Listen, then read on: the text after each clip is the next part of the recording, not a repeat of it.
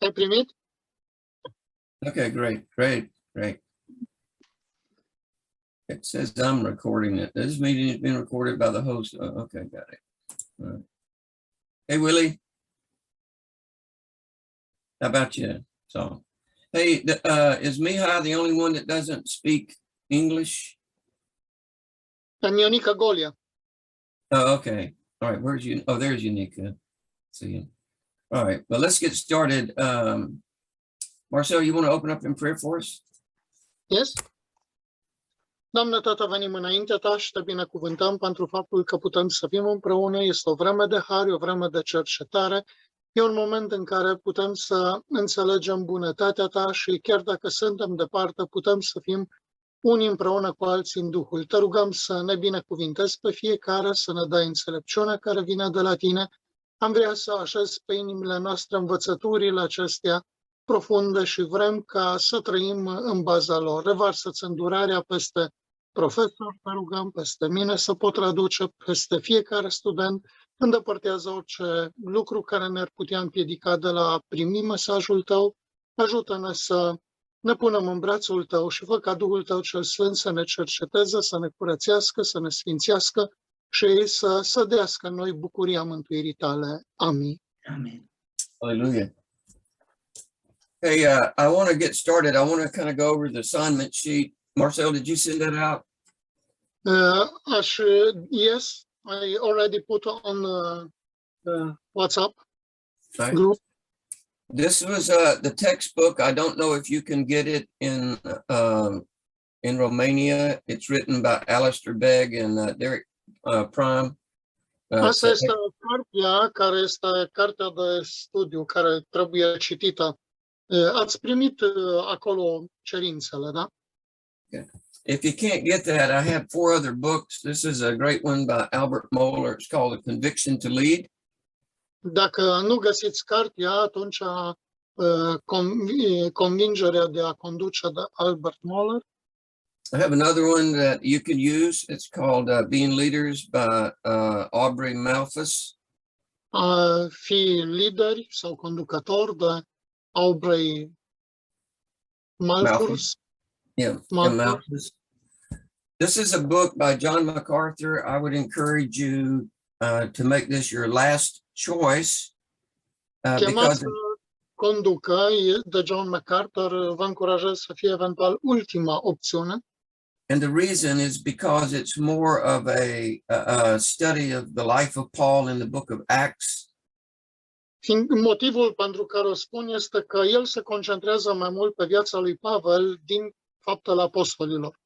So I'm not sure that it has the kind of content that I want you to be reading. I mean, it's a good book.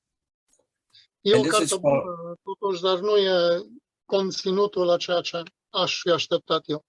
And this is called Spiritual Leadership by Oswald Sanders.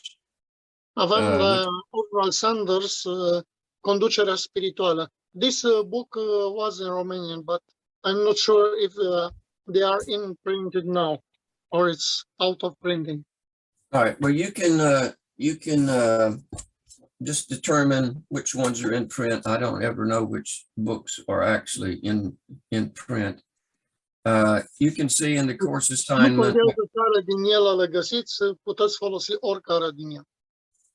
You can see in the course assignment what the topics are. And Ați văzut care sunt subiectele cerute ca lucrări. There's a difference between the number of words that a bachelor student and a master student has to write. One's 3,000, the other's 4,500. So. Singura diferență la lucrări este că cei de la licență au 3.500 de cuvinte și ceilalți de la masterat 4.500 de cuvinte pe lucrare. All right. If you have any questions about that, you can just email me or contact Marcel and we'll get it straight for you. Dacă aveți vreo nelămurire, contactați-mă pe mine direct, trimiteți-mi e-mail sau contactați-l pe Marcel. Since I'm the only one teaching this semester and Eddie couldn't make it, I'm going to teach I'm going to continue teaching on the non-negotiables of ministry. Din moment ce eu sunt singurul care predau de data aceasta, Eddie nu a putut să se implice, o să predau lucrurile nenegociabile în slujire. We covered 4 studies last semester back in November with the bachelors. Am acoperit 4 părți cu cei de la licență în noiembrie. So I'll come back and teach those 4 studies to the master students at a later time, okay? Aceste 4 părți le vom studia mai târziu cu cei de la masterat. But I'm going to pick up where we basically left off last semester. Dar vom continua. Am lăsat semestrul trecut la licență studiu. I'm going to make an adjustment, okay? Aș vrea să fac o ajustare. I have studies 5, 6, 7, and 8 that I was going to teach. O să urmez părțile 6, 7 și 8, 5, 6 și 7. Study 5 is called Leading with Confidence. Studiul 5 este a conduce cu încredere. Study 6 is called Created in the Image of God. Studiul 6 este creat după chipul lui Dumnezeu. Study 7 is Making Disciples. Studiul 7 este făcând ucenici. And study 8 is Counting the Cost. Și studiul 8 este luând în considerare prețul sau costul. But what I want to do is I want to go to study 9, which I think is one of the most important studies that we're going to have in this series. Este că aș vrea să ajungem și la studiul 9, pentru că eu cred că este unul dintre cele mai importante studii în această serie. And study 9 is about loving your wife like Christ loved the church. Studiul 9 este iubește soția cum a iubit Hristos biserica. Now, you may or may not be married, and I don't think that's going to impact the study here. Poți să fii sau nu căsătorit, dar nu cred că va avea un impact asupra studiului dacă e sau nu căsătorit. But the reason that I'm going to do this Dar motivul pentru care o să fac asta is because this study will take me longer than a week to teach. este că studiul acesta îmi va lua mai mult de o săptămână să-l predau. It'll probably take all of this week and then probably at least 2 days into next week. Probabil îmi va lua toată săptămâna aceasta și încă 2 zile din săptămâna viitoare. And so I just felt like it would be easier for me to teach this and then to pick up with study 5, 6, and 7. Așa că ar fi probabil mai ușor pentru mine să încep cu studiul acesta și apoi să vin și să reiau de la studiul 5, 6 și 7. All right, I want us to keep in mind that what this study is about, okay? This is really critical to me. Aș vrea să păstrați în minte ideea despre ce este acest studiu. E foarte important. This is super important. E supra important. This is a study of non-negotiable attributes for somebody that's going to be in the ministry. Este studiul despre atributele nenegociabile pentru cineva care este în lucrare. They are issues that are non-negotiable. Sunt subiecte care sunt nenegociabile. They are attributes that God has called on every single one of us who are in the ministry. Sunt atribute pe care Dumnezeu le cere de la fiecare dintre noi care suntem în lucrare. To fully implement into our life. Și vrea să le implementăm pe deplin în viețile noastre. And I think the one that we're studying here Și cred că unul dintre cele care le studiem aici is that of loving your wife like Christ loved the church. Este iubește soția cum a iubit Hristos biserica. And I would say that there may not be a more important reality for you to grasp as a pastor Poate că nu va fi așa o realitate așa importantă pentru tine să o prinzi ca păstor, other than the fact that your ministry and its impact dar ea va avea un impact în slujirea ta. it will never be any greater than the love that you demonstrate for your wife. Și slujirea ta nu va fi cu nimic mai mare decât dragostea pe care o dovedești tu față de soția ta. I've never known anyone, not one single person involved in N-am cunoscut ministry pe nimeni, nici măcar o singură persoană that had a successful ministry care să aibă o slujire de succes, who did not love and care for his wife. care nu și-a iubit soția. I would go so far to say that it's not even remotely reasonable Aș merge mai departe spunând că nu ești nici măcar rezonabil for somebody to expect that God is going to add his blessing to their ministry ca cineva să aștepte ca Dumnezeu să-și reverse binecuvântarea peste lucrarea lui when they are mistreating, neglecting, când el își tratează incorect sau își neglijează or demeaning their wife in some way. sau își desconsideră soția într-un anumit fel. Now, I want to mention a couple of verses. I want you to go to them. I want you to turn to 1 Peter chapter 3, verse 7. Aș vrea să menționez mai multe versete la care să ne uităm. Primul este 1 Peter 1 Peter chapter 3, verse 7. 1 Petru 3 cu 7.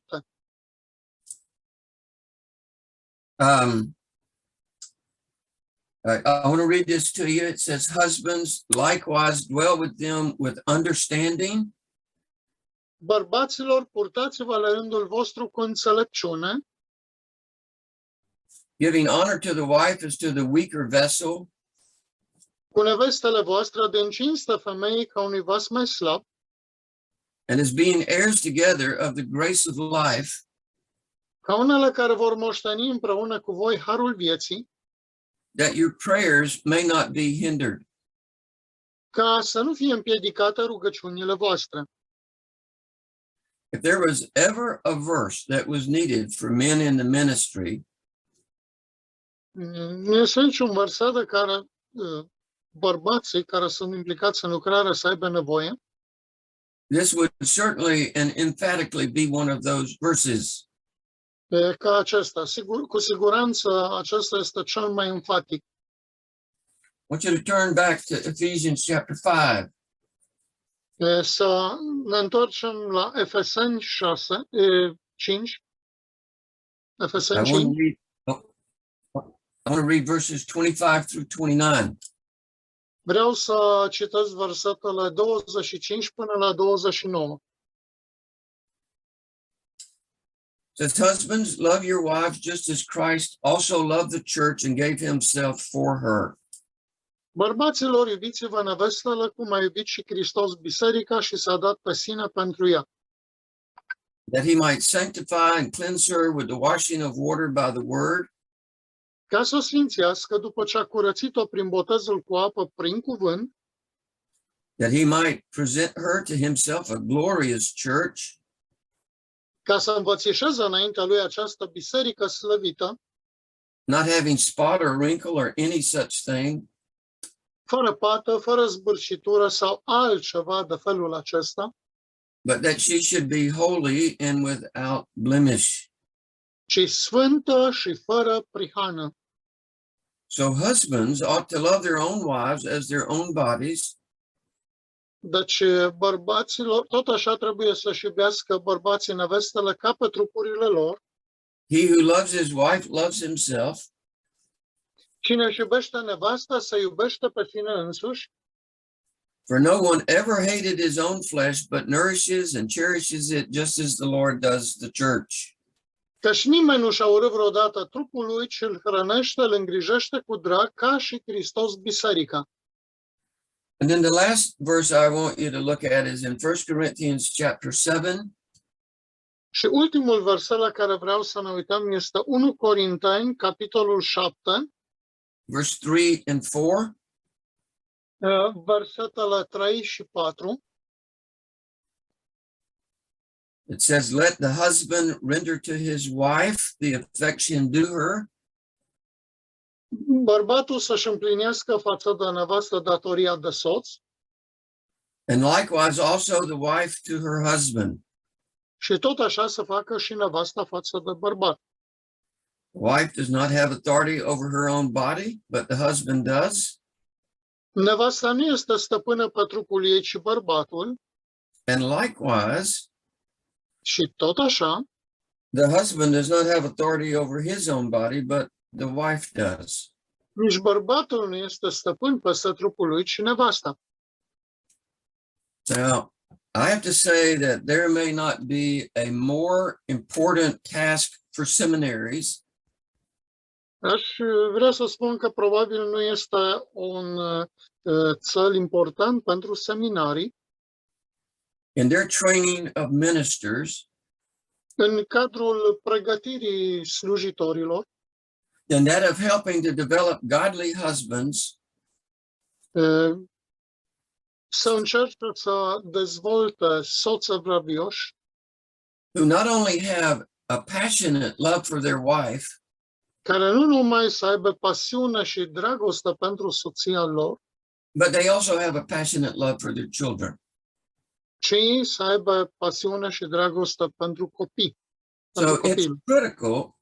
critical Deci e critic that you understand the standards that God has for marriage before you ever stand in the pulpit. ca să înțelegi standardele pe care le are Dumnezeu pentru căsnicie înainte de a ajunge la amvon. And that you yourself are embracing those standards and those principles in your own life.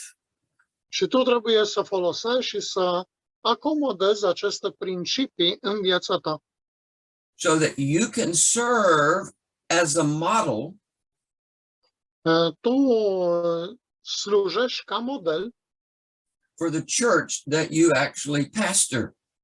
pentru biserica pe care de fapt o păstorești. God's standards for marriage are non-negotiable. Standardele lui Dumnezeu pentru căsnicie sunt nenegociabile. For any man that is engaged in the ministry. Pentru fiecare bărbat care este angajat în slujire.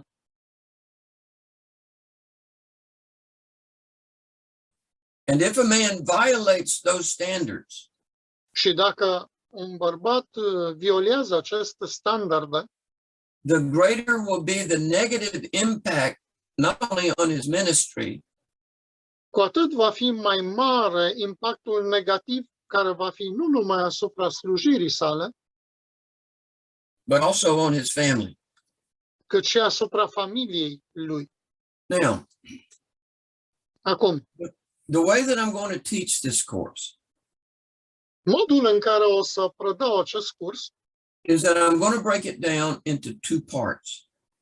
a fost să îl împart în două părți. Part one, I'm going to provide you some general information, just general information. Partea întâi este cea care se ocupă cu informațiile generale That I have developed over the last 50 years pe care le-am dezvoltat de-a lungul ultimilor 50 de ani in doing marriage counseling. în consilierea maritală. This is one of those areas that's very, very practical that y'all wanted me to talk about. Okay. Așa că domeniul ăsta este unul foarte practic, luat din experiența cu bărbații și femeile cu care am stat de vorbă. The information that I'm going to give to you Informația pe care o să vi-o dau is information that you can use if you ever have to do marriage counseling. este informația pe care voi o puteți folosi atunci când veți face consiliere maritală. And especially if you have to do premarital counseling. Și mai ales când veți face consiliere premaritală. I've been doing right now doing marriage counseling with 2 couples. Chiar acum fac consiliere maritală cu 2 familii. I would say to you, just as one pastor to other men in the ministry, Vă spun vouă ca și păstor sau ca un alt slujitor that marriage counseling is one of the most draining aspects of the ministry, period. că această consiliere maritală este una dintre lucrurile care te săcătuiesc de putere cel mai mult. It is almost impossible not to get involved in the emotions that a couple has. E aproape imposibil să nu te implici în emoțiile care le are cuplul When they are struggling in their marriage. când ei se frământări și luptă în căsnicie. I've counseled with couples for over a year. Am consiliat familii pentru o perioadă de peste un an. And I cannot tell you how draining that is on me personally. Și nu pot să vă spun cât de mult m-a consumat pe mine personal. So this is I've probably been doing marriage counseling for at least 40 years. Probabil că fac consiliere maritală de cel puțin 40 de ani. And this is information that I normally use when I am doing premarital counseling primarily. Și asta e informația pe care o folosesc cu prioritate atunci când fac consiliere premaritală. I think I have 7 different sections that we're going to talk about. Cred că am 7 secțiuni diferite despre care o să vorbesc. They are all relatively short. Toate sunt relativ scurte. When we get to part 2, Când ajungem la partea a doua, it will be much more detailed, va fi mult mai detaliată and it will be much more exegetical. și va fi mult mai exegetică. So I want to give you the 7 areas that we're going to look at first here, okay? Așa că o să vă dau cele 7 domenii la care ne uităm întâi. You may want to write these down. Aș vrea să le scrieți. We're going to talk about stress points in marriage, basic stress points. Punctele de tensiune în căsnicie sau care sunt la baza tensiunii în căsnicie. We're going to talk about the qualitative differences between a man and a woman. Diferențele calitative dintre bărbat și femeie. This is number 2. That's right, number 2, the qualitative differences. We're going to talk about the needs of a husband. Apoi vorbim despre nevoile bărbatului sau soțului. We're going to talk about the needs of a wife. Apoi vorbim de nevoile soției. We have a section on sex. Avem o secțiune despre sex. Section number 6 is about becoming one. Secțiunea 6 este despre cum să devenim una. And section number 7 is about nurturing. Și secțiunea 7 este despre how nurturing. I do want to say that when this gets translated into Romanian, Cum alimentăm căsnicia, probabil ar fi. that I have not documented the resources that I've used in Nu this first am section. documente și pentru resursele care le-am folosit în această primă secțiune, Because I started this over 40 years ago and didn't feel that was necessary. și asta e pentru că am început-o cu zeci de ani în urmă și s-a adus în timp. And then on top of that, Would you like to repeat? yeah, I will. If my internet goes bad, I'll just stay on and I will reconnect, okay? Dacă cumva îi pică internetul, noi să rămânem conectați și el îl va reporni. I said on top of that, over the years, Spuneam că deasupra tuturor, de-a lungul anilor, I've taken material and I have developed it to suit my method of counseling.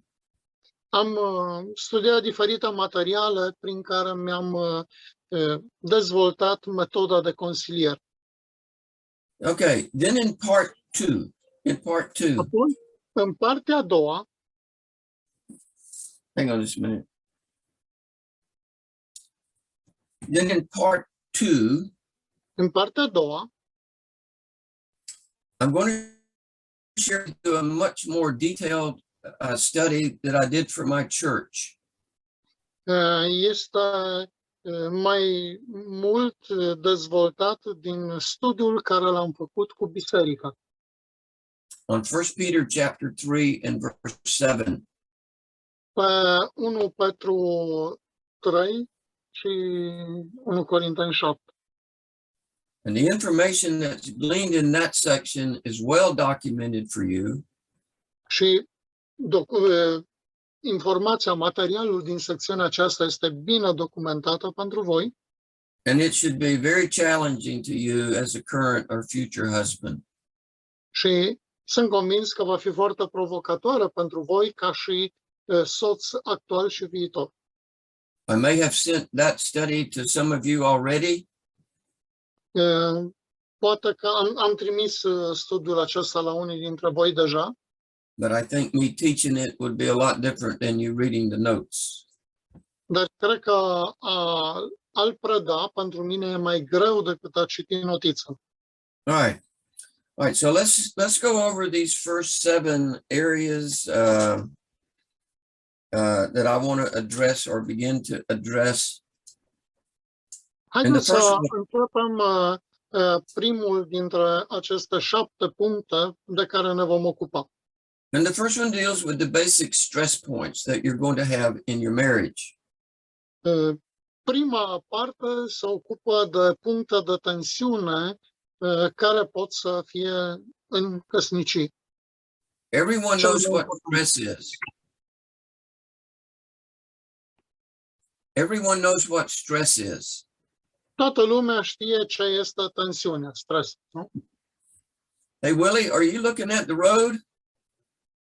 Dacă I don't want you to get I'm not distracted. driving. I'm not driving. Oh, you're not driving? No.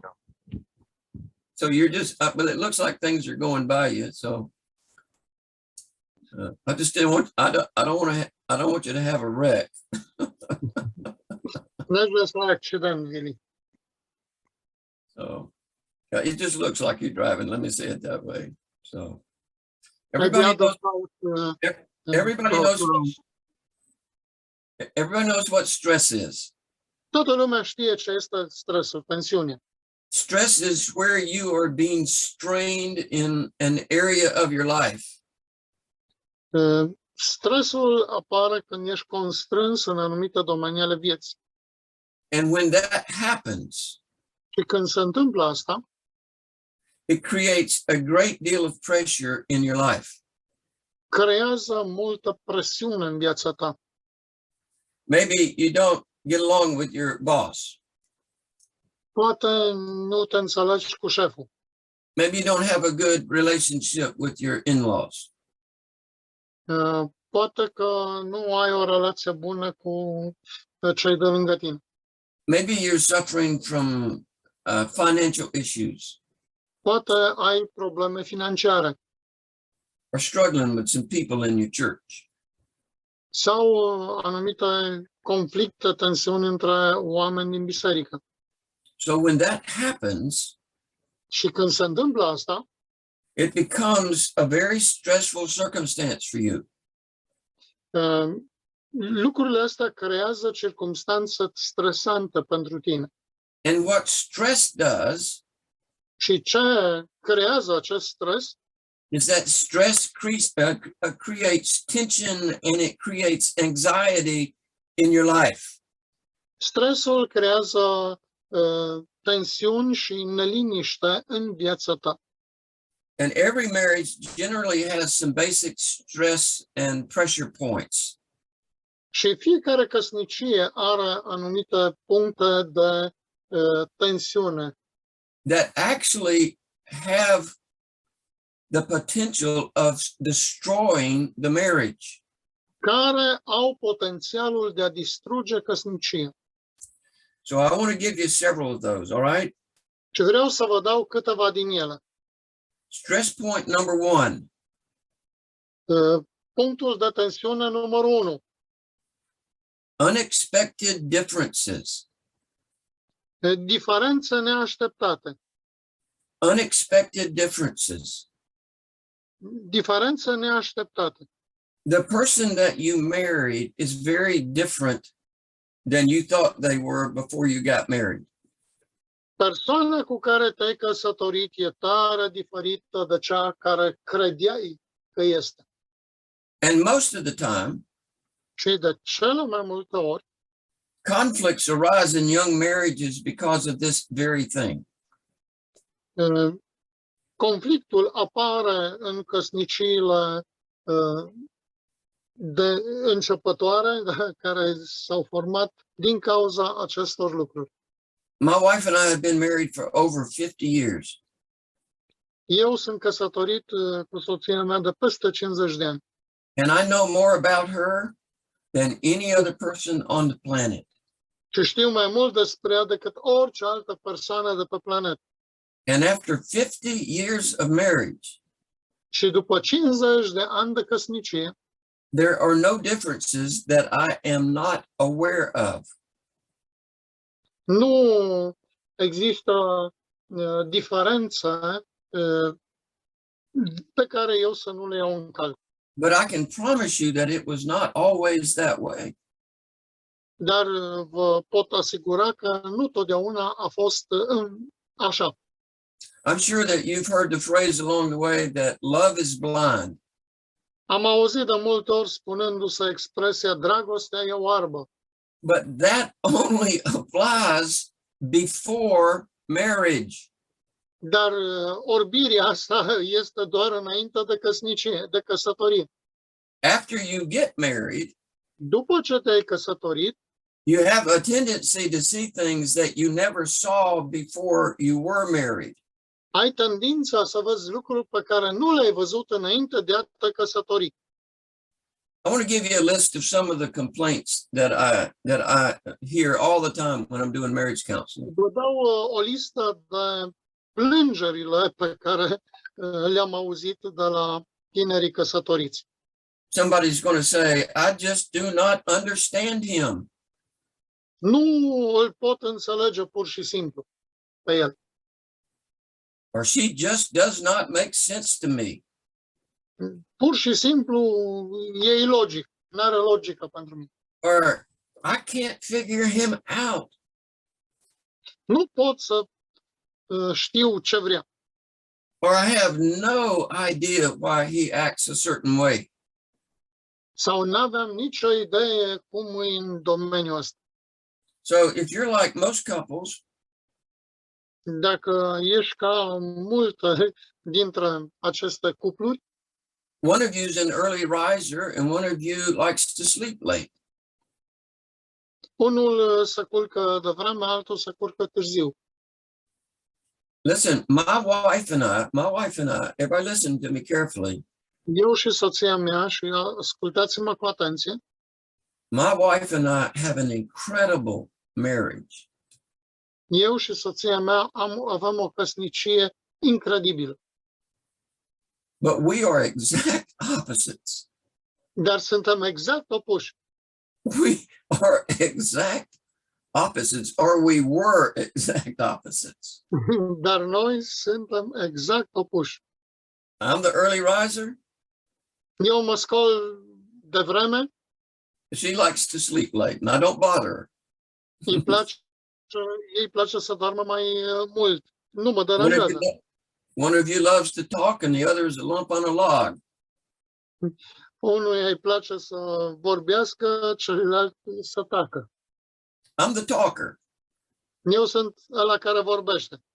I'm the one that talks all the time. Eu sunt ăla care vorbesc tot timpul. We went out to eat with another couple on Friday night. Vineri seara ne întâlnim să mâncăm cu altă familie. And for every 50 words I said, I bet my wife said 5. La fiecare 50 de cuvinte de ale mele, ea zice 5. One of you loves to spend money, the other's a tightwad. Unul îi place să cheltuie banii, celălalt este strângăreț. One of you loves to cuddle and get close, and the other's a porcupine. One of you loves to get close. Unul îi place să aibă haine sau să fie aproape, nu? And the other is a porcupine. You know what that is? Și altul e ca porcul țăpos. One of you is organized and one of you is disorganized. Unul e organizat, unul e neorganizat. Unul îi place să fie pe aproape, altul vrea distanță. My wife has the spiritual gift of administration or organization. Soția mea are darul spiritual de administrare sau organizare. She may be the most organized person on the planet. Ea probabil e cea mai organizată persoană de pe. Everything has a place. Everything. Totul are un loc pentru ea. I can ask her where something is, and she'll say it's on the third shelf, over to the right, underneath something. Dacă spune unde e sarea, e pe raftul al treilea, în spatele lui nu știu ce. One of you is always on time, the other is always late. Unul totdeauna e de vreme, altul în întârziere. I want to get everywhere early. Eu vreau să merg tot timpul să ajung de vreme undeva. If I'm supposed to be somewhere at 1 o'clock, Dacă trebuie să ajung undeva la ora 1, I want to get there about 12:45. vreau să ajung cel puțin la 12:45 acolo. If we are 10 minutes late, my wife is perfectly okay with that. Dacă întârzi 10 minute, soția mea nu are nicio problemă cu asta. She's never in a hurry. My wife's never been in a hurry in her life.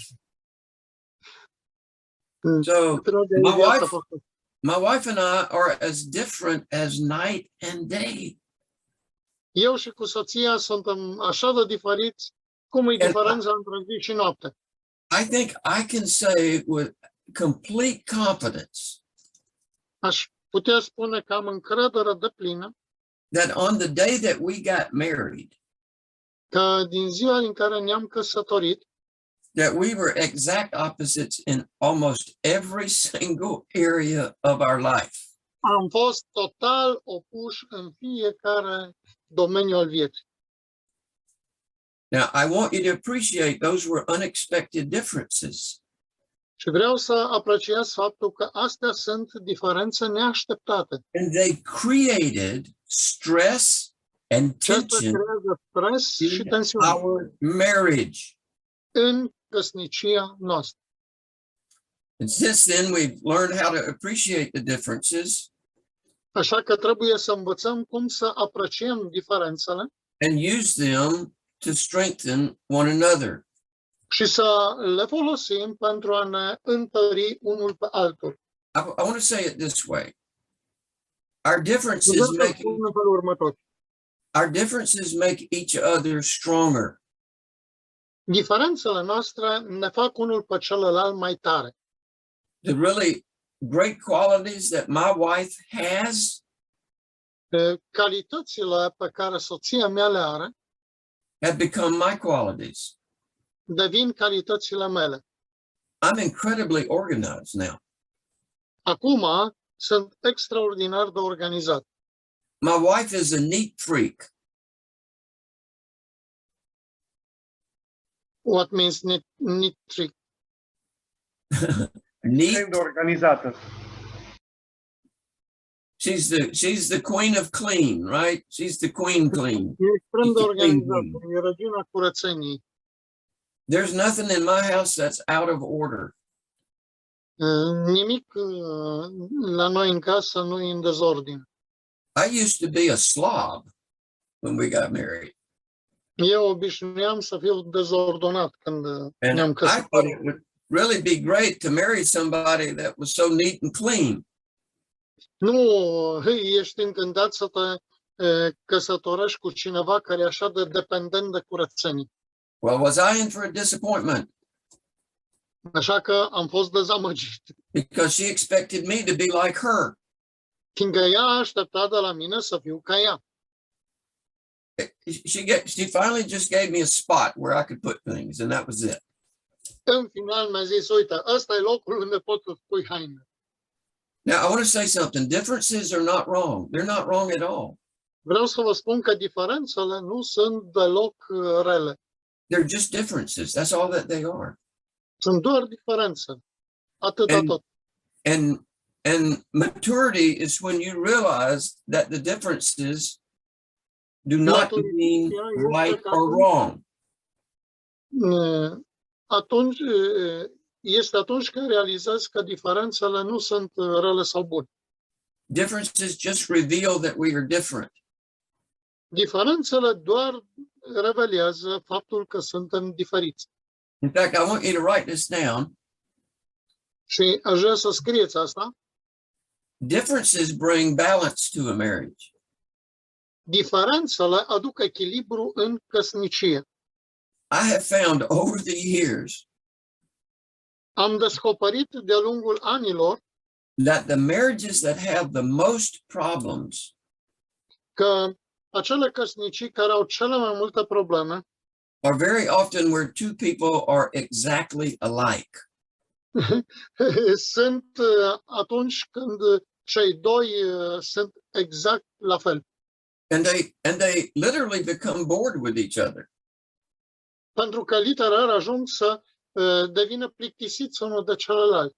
They don't have anything to talk about. Nu mai au niciun subiect de discuție. They don't even have anything to argue about Nu au pe ce să se certe. because they're so much alike. They know exactly how each other thinks. Fiindcă sunt foarte asemănători. Hey, Willie, I figured out that you aren't driving. You're in the back seat, right? Okay. That makes a lot more sense to me. All right. Stress point number 2.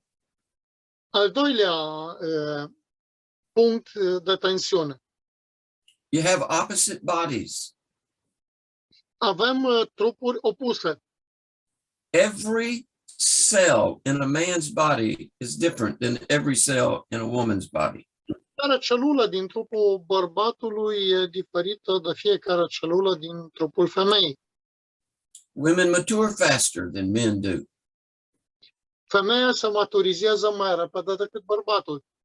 Women have a slower metabolism. Femeia are un metabolism mai lent.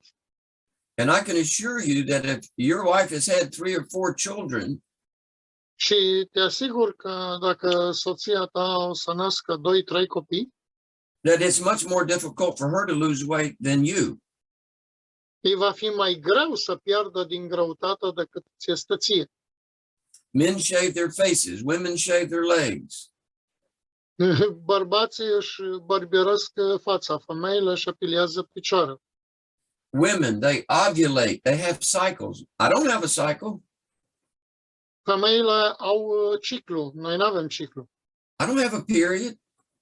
Nu avem anumită perioadă, nu? I'm not passing blood every month. Nu murim în fiecare lună. Women have estrogen Femeile au estrogen and men have testosterone. și bărbații au testosteron. Men are generally stronger than women. Bărbații sunt în general mai puternici decât femeile. Your bodies just look different. Trupurile arată diferit. So you're going to have opposite bodies. Number Deci 3, avem trupuri opuse. stress point number 3. Numărul 3, punct de tensiune 3. I call this contrasting behavior. Comportament contrastant. Contrasting behavior. Comportament în contrast. In other words, we are different in how we actually behave. Cu alte cuvinte, noi suntem diferiți în modul în care ne comportăm. Men and women think differently. Bărbații și femeile gândesc diferit. So here's the problem. Everybody listen De carefully. aici This e is the problema. problem. Toată lumea să asculte cu atenție. The problem that men have Problema pe care bărbații o au is that they assume that women think like they do. este că ei presupun că femeile gândesc așa cum gândesc ei. But they don't. Dar nu e așa. Women don't think like men think. Femeile nu gândesc în felul în care gândesc bărbații. And then women assume that men think like women think. Și femeile, la rândul lor, presupun că bărbații gândesc ca ele. But that's not right either. Dar nici ele n-au dreptate. We think differently. Noi gândim diferit. And so what a man says tends to reflect what he thinks. Și modul în care un bărbat gândește, what it reflects? What a man says tends to reflect what he thinks. Ce spune bărbatul, în general, tinde să exprime ce gândește. What a woman says tends to reflect what she feels. Dar ce spune o femeie tinde să reflecte ce simte. So you can be having a conversation and be on two completely different planes. Deci, dacă ai o conversație, poți să fii pe planuri total diferite. Men want to watch different things on television. Femeilor le place să privească lucruri diferite la televizor. I don't want to watch anything on television but, say, sports, maybe. Eu nu mă uit la televizor decât la sport, eventual. And the only thing my wife cares about watching are home improvement things. Soția mea îi place să uite la emisiunea care vorbește despre cum să-ți îmbunătățești casa, cum să o... I could care less about watching that.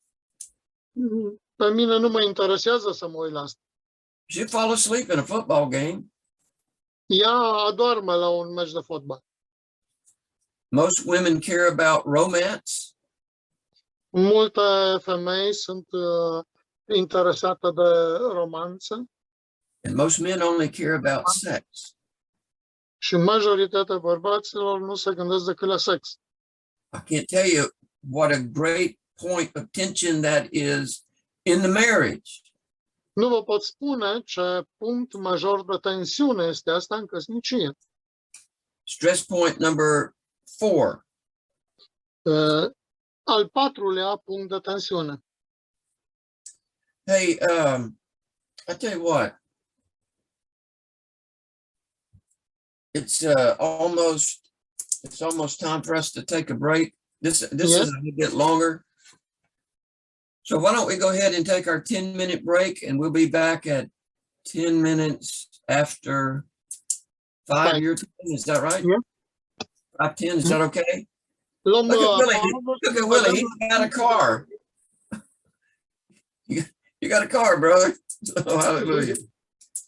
All right. I just changed my car.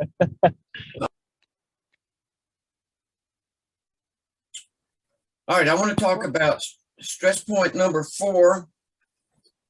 Vreau să vorbesc despre punctul de tensiune numărul 4. We have different backgrounds. Avem mediul de proveniență diferit. We are different in our upbringing, in our childhood. Am fost crescuți diferiți.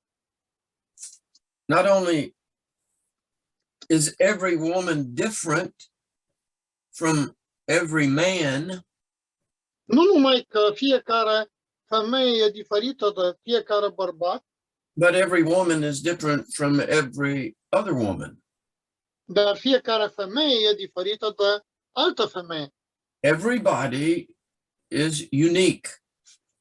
Fiecare este unic. We all look different. We talk different. Arătăm diferit, vorbim diferit, We think different. We act different. acționăm diferit. We come from very different kinds of families. Venim din familii foarte diferite And in essence, when you marry somebody, you marry into their family. și, în esență, când te căsătorești cu cineva, te căsătorești cu întreaga familie. And you have to understand that. Și trebuie să înțelegi asta. I mean, it makes a difference where you go at Christmas and Easter and who keeps Trebuie să children. mergi la diferite întruniri de familie, de Crăciun, de Paște. And trust me, but this can be a very great source of tension in a marriage. Și asta ar putea să fie o sursă de tensiune puternică în cadrul căsniciei. Because there are some parents that don't want to let go of their children. Pentru că sunt unii părinți care nu vor să le dea drumul pur și simplu copiilor lor. And invariably that leads to many problems. Și asta, în mod invariabil, conduce la multe probleme. The problem is that the parents have certain expectations about their son or daughter's partner. Problema este că părinții au anumite așteptări cu privire la partenerul fiului sau fiicei lor. And when the partner doesn't meet those expectations, Și când partenerul nu împlinește acele așteptări, invariably one of the in-laws will get involved in the marriage. atunci, în mod invariabil, una dintre ei se implică în căsnicia lor. I want you to listen to Genesis chapter 2 and verse 24. Aș vrea să ascultați ce zice Genesa, capitolul 2 cu 24. Therefore, a man shall leave his father and mother De aceea omul va lăsa pe tatăl său și pe mama sa and be joined to his wife, și se va uni cu soția lui. and they shall become one flesh. Și cei doi vor deveni un singur trup. We have different educational levels. Avem niveluri diferite de educație. I'm much more educated than my wife. Eu sunt mai educat decât soția mea, mult mai That mult. does not mean that I am smarter than my wife. Asta nu înseamnă că sunt mai deștept decât soția mea. My wife is just as smart as I am, Soția mea este la fel de deșteaptă ca mine, but she's not as educated as I am. dar ea nu are atâta școli cât am eu. I read all the time. Eu citesc tot timpul. My goal is to read one book every 2 to 3 days. Țelul meu este să citesc o carte la 2-3 zile. A week ago, I read 4 books in 5 days. Săptămâna trecută am citit 4 cărți în 5 zile. And most of these books are like 250 pages long. Și majoritatea cărților acestea avea cam 250 de pagini. It would take my wife a month of Sundays to read 4 books. Trebuie soției mele poate o lună să citească 2-3 cărți. I read fast, she reads slow. Eu citesc rapid, ea citește lent. I don't read every word, she reads every word. Eu nu citesc fiecare cuvânt, ea citește cuvânt cu cuvânt. I speed read, she slow reads. Eu citesc repede, ea citește încet. But I want to say to you Dar vreau să vă spun that it's very important that you marry somebody that has the same intellectual level that you are at. că e important să te căsătorești cu cineva care are același nivel intelectual pe care l-ai tu. There are a lot of people that get married because they are physically attracted to one another. Mulți se căsătoresc doar din cauza faptului că au atracție fizică unul față de celălalt. But if they're not intellectually on the same plane, Dar din punct de vedere intelectual, ei nu create- sunt pe același nivel it can create great tension in the marriage. și asta creează tensiuni puternice în căsnicie. I've known many couples who were attracted to one another physically, Cunosc multe cupluri care au fost atrase fizic unul de celălalt, but intellectually they could not communicate with one another. dar intelectual nu puteau comunica unul cu celălalt. They liked the way each other looked, Îi plăcea modul în care arăta celălalt, but it was difficult for them to talk. dar era dificil pentru ei să vorbească. We have different interests. Avem interese diferite. Most men hate shopping and most women love shopping. Mulți bărbați urăsc cumpărăturile și multor femei le plac cumpărăturile. Men like sports and women like romance movies. Bărbaților le place sportul, femeilor le plac filmele romantice. When I go to a store to buy something, I know exactly what I want. Când mă duc la magazin, eu știu exact ce vreau să cumpăr. And I know what row it's on. I know what store to go to. Știu la ce magazin să merg, la ce rând acolo, la ce raft din magazin. I go in, I get it. Intru, iau produsul, I check out, I go home. îl plătesc și mă duc acasă. My wife, on the other hand, Soția mea, pe de altă parte, she never does that. niciodată nu face asta. Never. Niciodată. She's never been on a short shopping trip. Niciodată ea nu are un timp scurt de cumpărături. We went to the grocery store the other day. She had 5 items. I'm telling you the truth, 5 items on her shopping list. Am mers la magazinul de alimente și aveam 5 produse pe lista noastră de And cumpărături. the buggy was completely filled by the time that we left. Dar coșul a ajuns să fie plin cu vârf. It Când would am have ajuns. taken me 5 minutes to go in there and get those 5 things. Ne lua 5 minute dacă am fi luat doar cele 5 produse de pe listă. We spent 45 minutes in the store Dar am petrecut 45 de minute în magazin, because she was shopping. pentru că ea făcea cumpărături. I know that now. Știu About acum. her. So I know exactly what to do when we go shopping. O cunosc și știu ce se va întâmpla când mergem la cumpărături. I know what's going to happen and it doesn't frustrate me. Știu că se va întâmpla și nu mă mai frustrează. It's no wonder that couples don't understand each other. Nu e de mirare că cuplurile nu se înțeleg unul pe celălalt. I'm going to give you a very important verse for marriage. I want you to go to Proverbs chapter 24 and verse 3. Proverbs 24, verse 3. Vreau să vă dau un verset important pentru căsnicie, Proverbe 24 cu 3.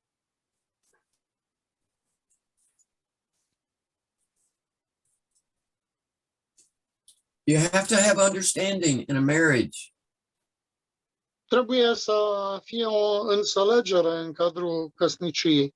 It is foundational to a successful marriage. Este fundamental pentru o căsnicie de succes. E fundație.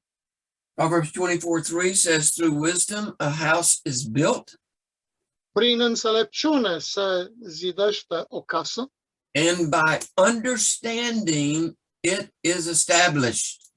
și prin pricepere se întărește. Sippy, you have a question? Yes, sir. Întrebare? O să pun în românește. Fratele spunea că la magazin sunt diferențele astea și dacă ar putea să ne spună ce face el în situația asta, că totuși de la 5 minute la 45 îți trebuie foarte multă răbdare. Și până la urmă, care este soluția? Că nu de alta, dar cunosc acest fenomen foarte bine din experiență. Și sunt curios ce face el, cum împacă această situație diferită. Spun eu, fierbe. The question is how you manage this situation in time of shopping. What are you doing? You have to have a lot of patience, and how you manage this? I'm very Boiling. patient. Boiling. I know exactly what to expect. Știu exact la ce să mă aștept. I'm going to talk about this some more, Sippies. Nu, o să vă dau mai multă rețetă. I'm just patient. I'm not in a hurry. She's taught me never to be in a hurry. Sunt doar răbdător, nu mă grăbesc niciodată. Îmi spune clar să nu te grăbești. The only way I can speed it up in a grocery store Singurul mod în care pot să accelerez puțin lucrurile is to ask her what we need. la magazinul ăsta de alimente, să întreb, dar ce avem noi nevoie? De ce avem nevoie? And if she says milk, Când spune lapte, I go get the milk. mă duc imediat să iau lapte. If she says grapes, I go get some grapes. Dacă zice struguri, duc și iau struguri. But I never rush her. Dar nu o grăbesc niciodată. You want to know what my wife has taught me? Știi ce mi-a zis soția?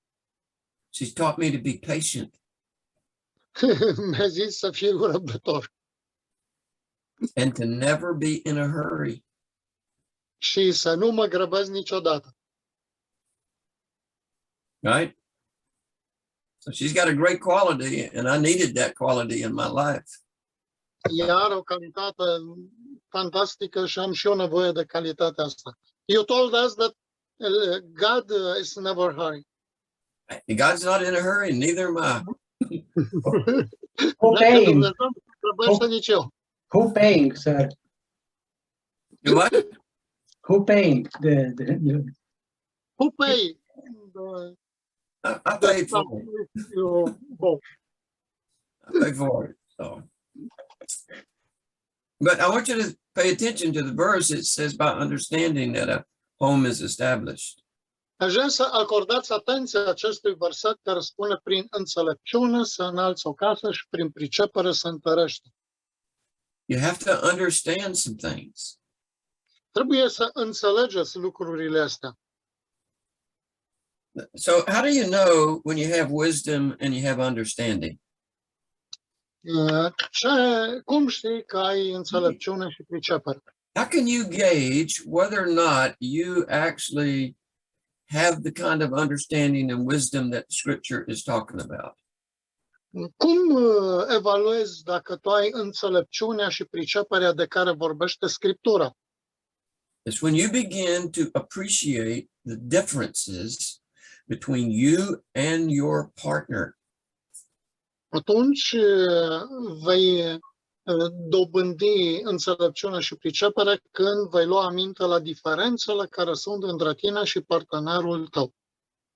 The way that this works out practically Modul în care aceste lucruri sunt practice is that if you know that they are different than you are in a particular area, este că atunci când știi că ești diferit de ea într-un anumit lucru, then that simple understanding și această simplă înțelegere chiar should compel you not to create tension because of the difference.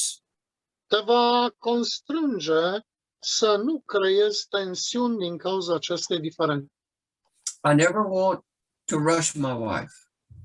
Nu vreau Okay. să îmi grăbesc soția. Just don't want to do it. Nu asta vreau să fac.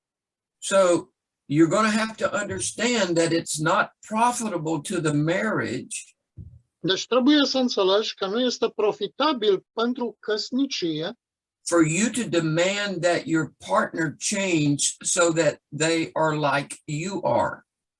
să pretinzi ca partenerul tău să se schimbe și să fie exact ca tine. I actually love and admire the differences between me and my wife. De fapt, eu chiar admir și îmi plac diferențele care sunt între mine și soția mea. The qualities that she has that I don't have, Calitățile pe care ea le are și eu nu le am, they are an incredible encouragement to my life.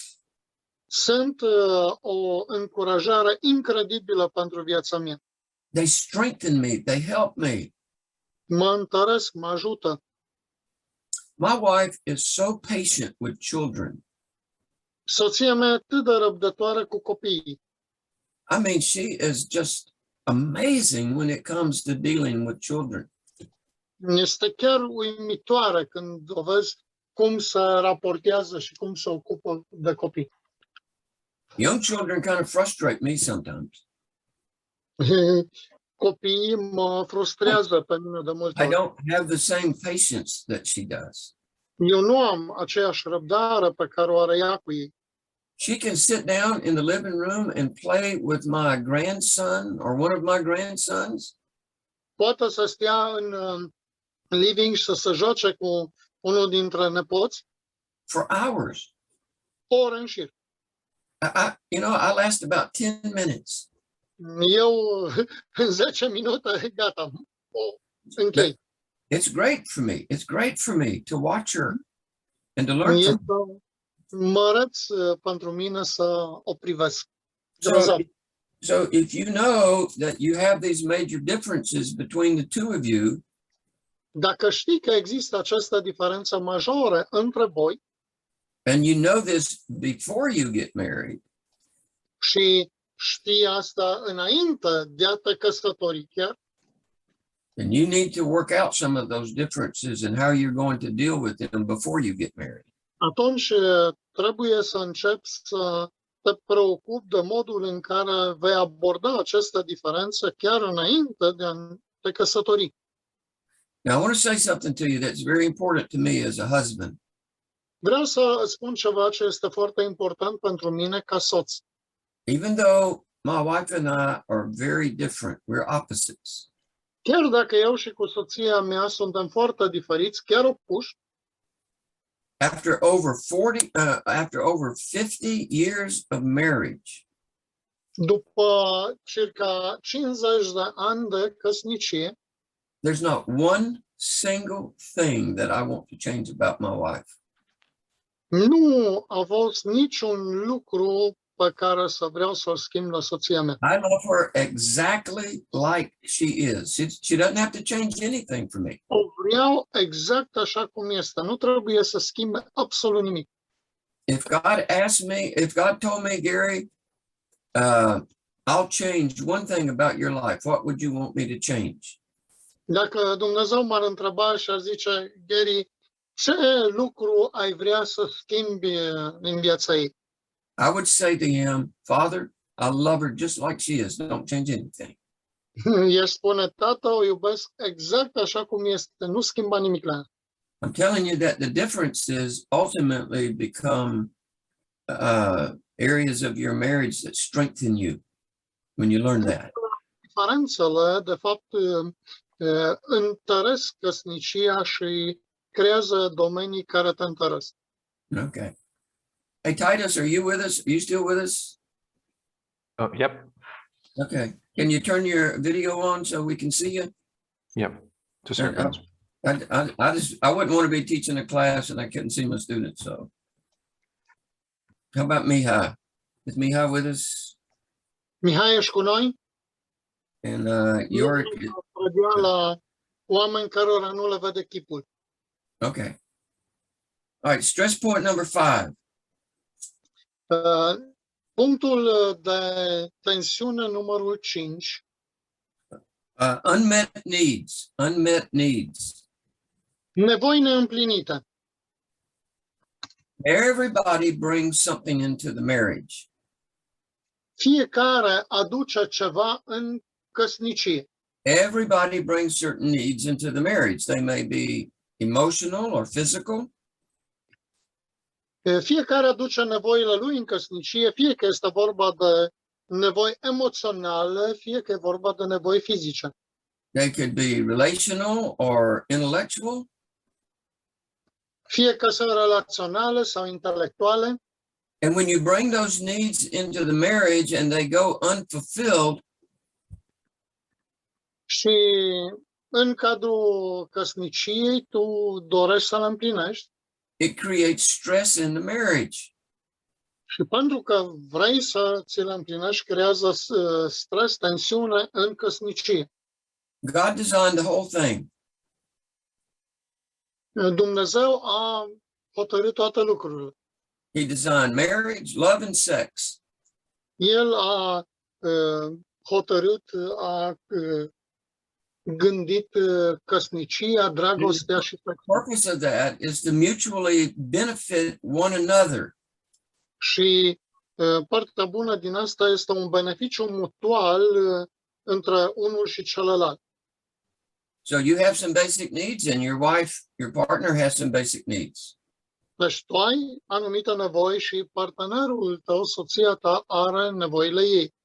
Now listen very carefully. Deci ascultați-mă cu mare atenție. God expects you to meet the needs of your marriage partner.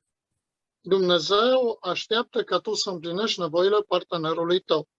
God expects you as a husband to meet Dumnezeu the așteaptă needs ca tu, of your ca și wife. soț, să împlinești nevoile soției. Go to 1 Corinthians chapter 7, verse 3. Haideți să mergem la 1 Corinteni, capitolul 7.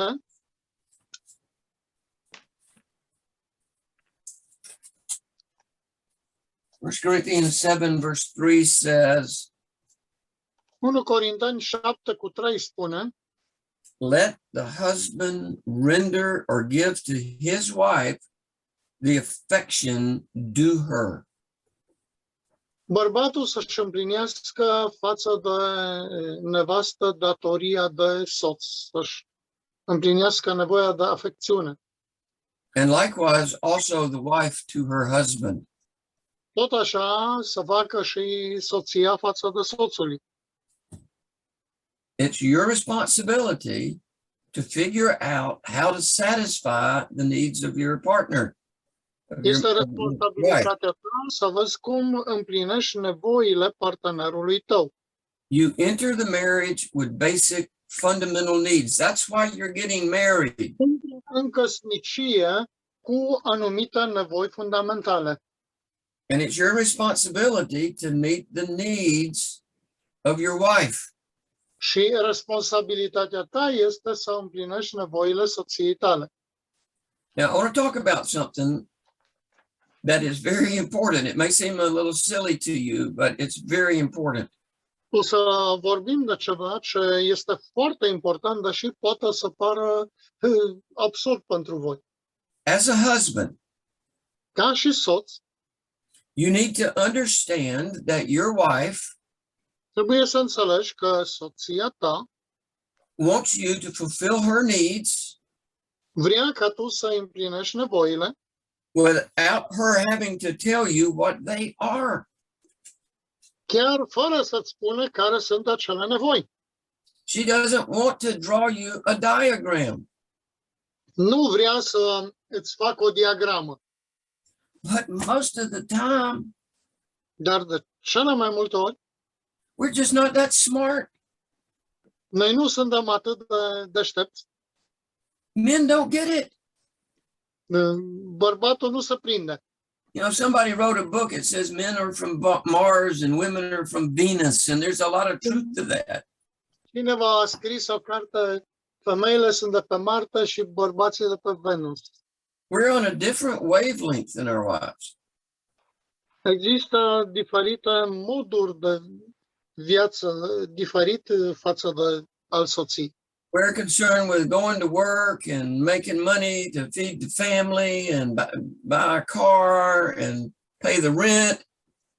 Bărbatul e preocupat să meargă să câștige bani, să poată să hrănească familia, să cumpără mașină, să plătească cheltuielile.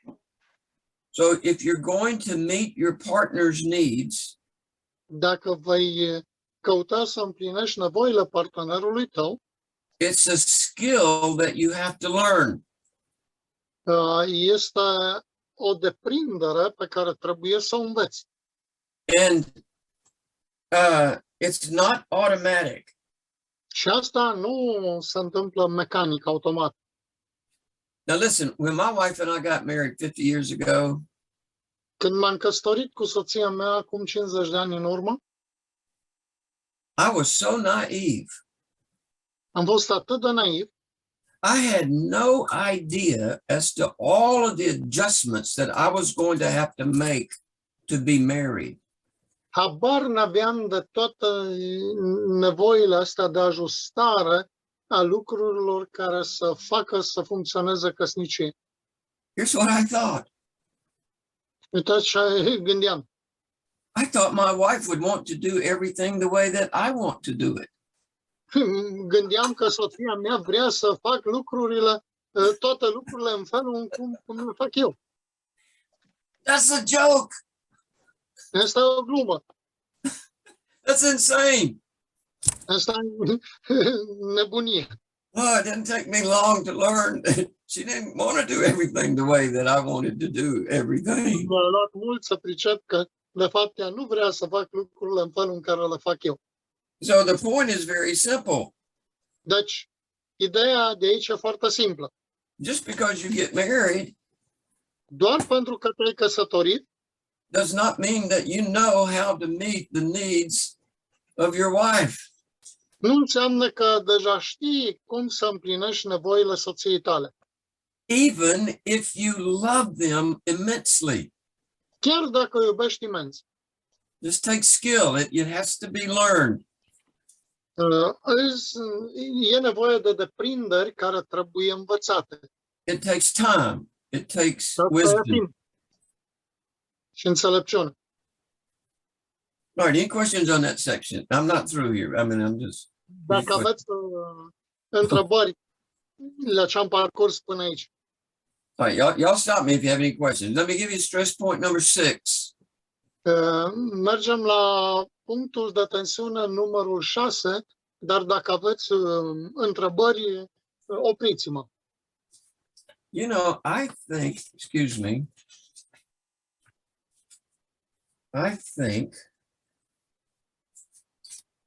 okay. All right, stress point number 6. This is huge. This is monumental in a marriage. Punctul de tensiune numărul 6 este imens și apare în multe căsnicii. Unforgiven mistakes. Greșeli de neiertat. Unforgiven mistakes.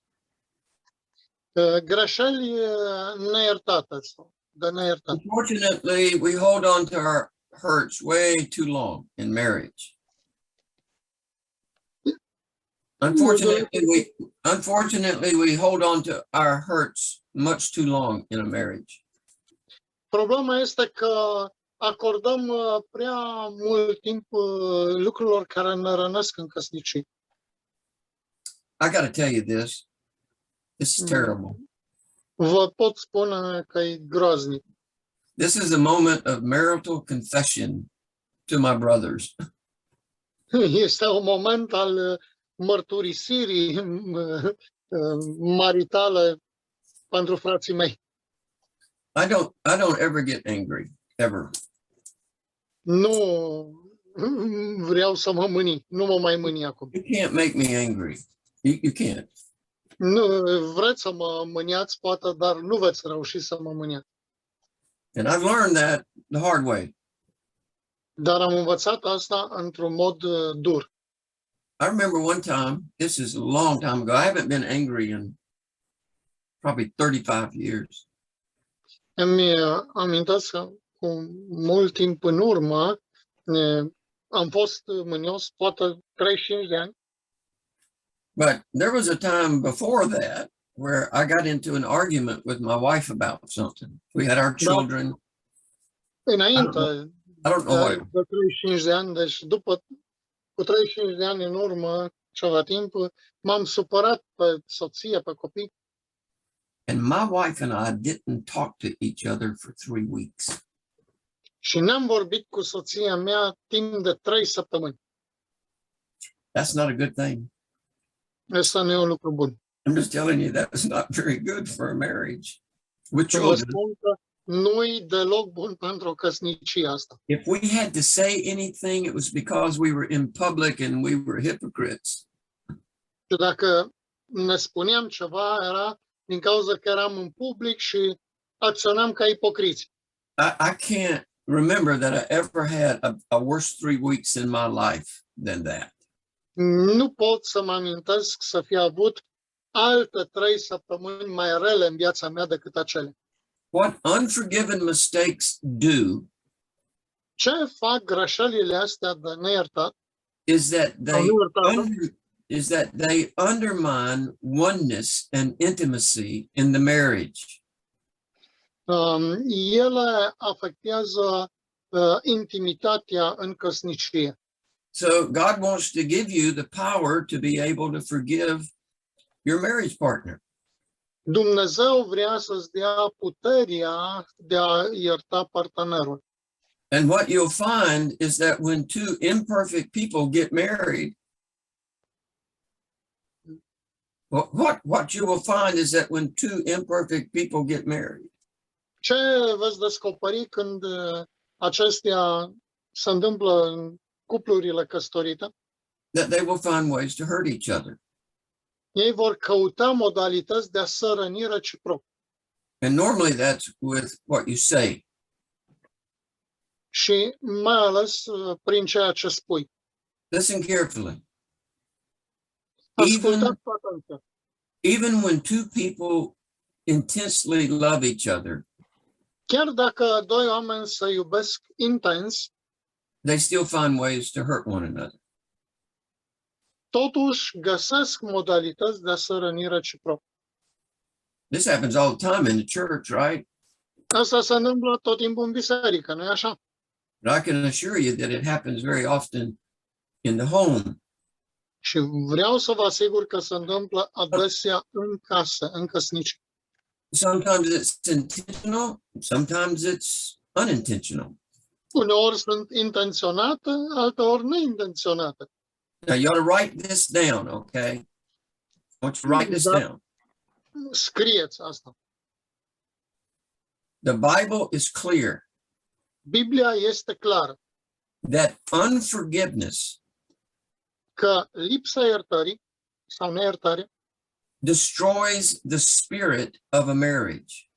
distruge spiritul căsniciei. Unforgiveness destroys the spirit of a marriage. Neiertarea distruge spiritul căsniciei. You can literally bury your marriage Poți literar să duci căsnicia with a lot of little digs, you know, just saying things, ugly things. aducând tot felul de lucruri urâte acolo. You know, one of the great lessons that I have learned and one of the lessons that I teach in marriage counseling Una dintre lecțiile pe care le-am învățat și îi învăț pe alții în cadrul consilierii maritale is that the wife has to understand este că soția trebuie să înțeleagă that God teaches men much more through their failure than he does through their success. Că Dumnezeu îl învață pe bărbat mai mult prin falimentele pe care le are decât prin succesurile pe care le are.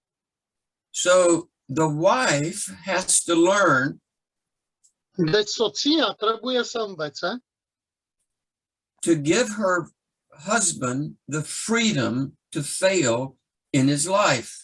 să ofere soțului libertatea de a greși în viață.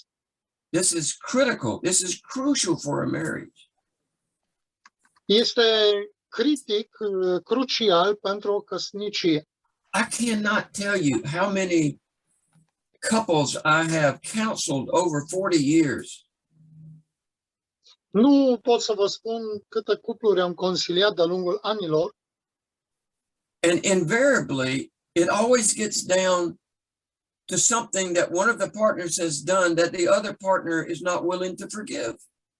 și problemele aveau de face cu faptul că unul dintre parteneri a făcut ceva și celălalt nu vroia să-l ierte pentru lucrul ăla, pentru nimic în lume. So simply do not hold on to your hurts. Așa că, în mod simplu, nu te lega, nu te ține de lucrurile care rănesc. Let's say that your wife makes a mistake.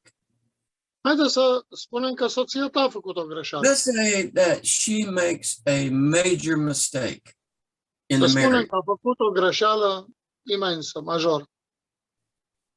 Let them off the hook. Oferă îmbrățișare, Forgive them. iartă, Because if you do not forgive them, pentru că dacă nu iubești și nu it ierți, will destroy the spirit of your marriage. va distruge spiritul căsniciei voastre. It will hurt the spirit of your children. Și va răni duhul copiilor voștri.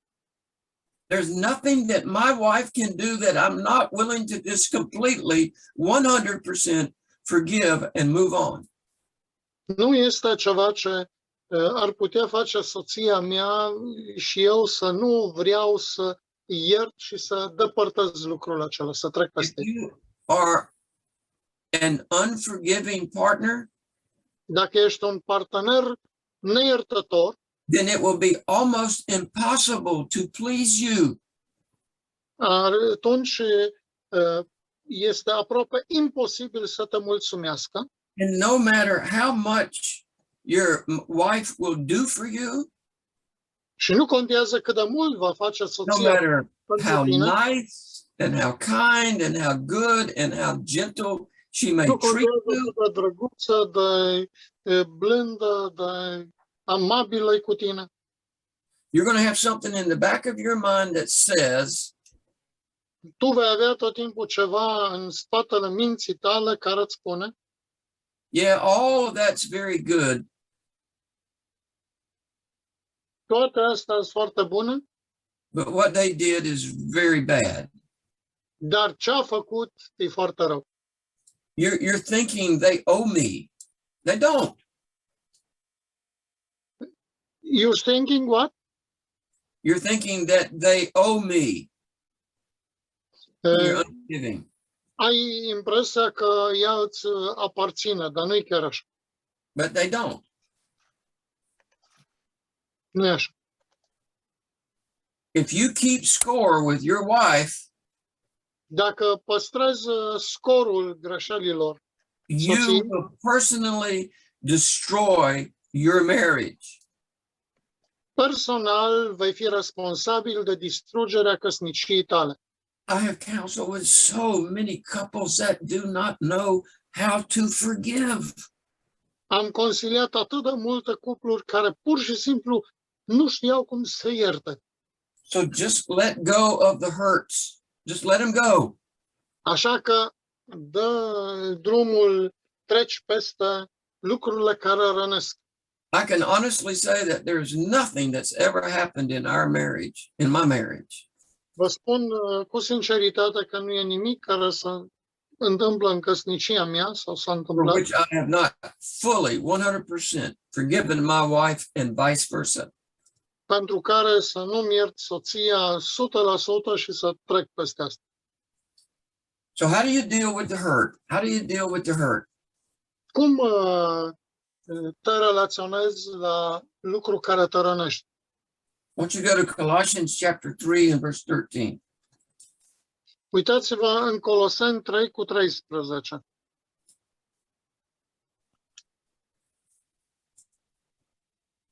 Colossians 3:13. Coloseni 3:13. It says, bearing with one another and forgiving one another, Spune așa, îngăduiți-vă unii pe alții și iertați-vă unii pe alții.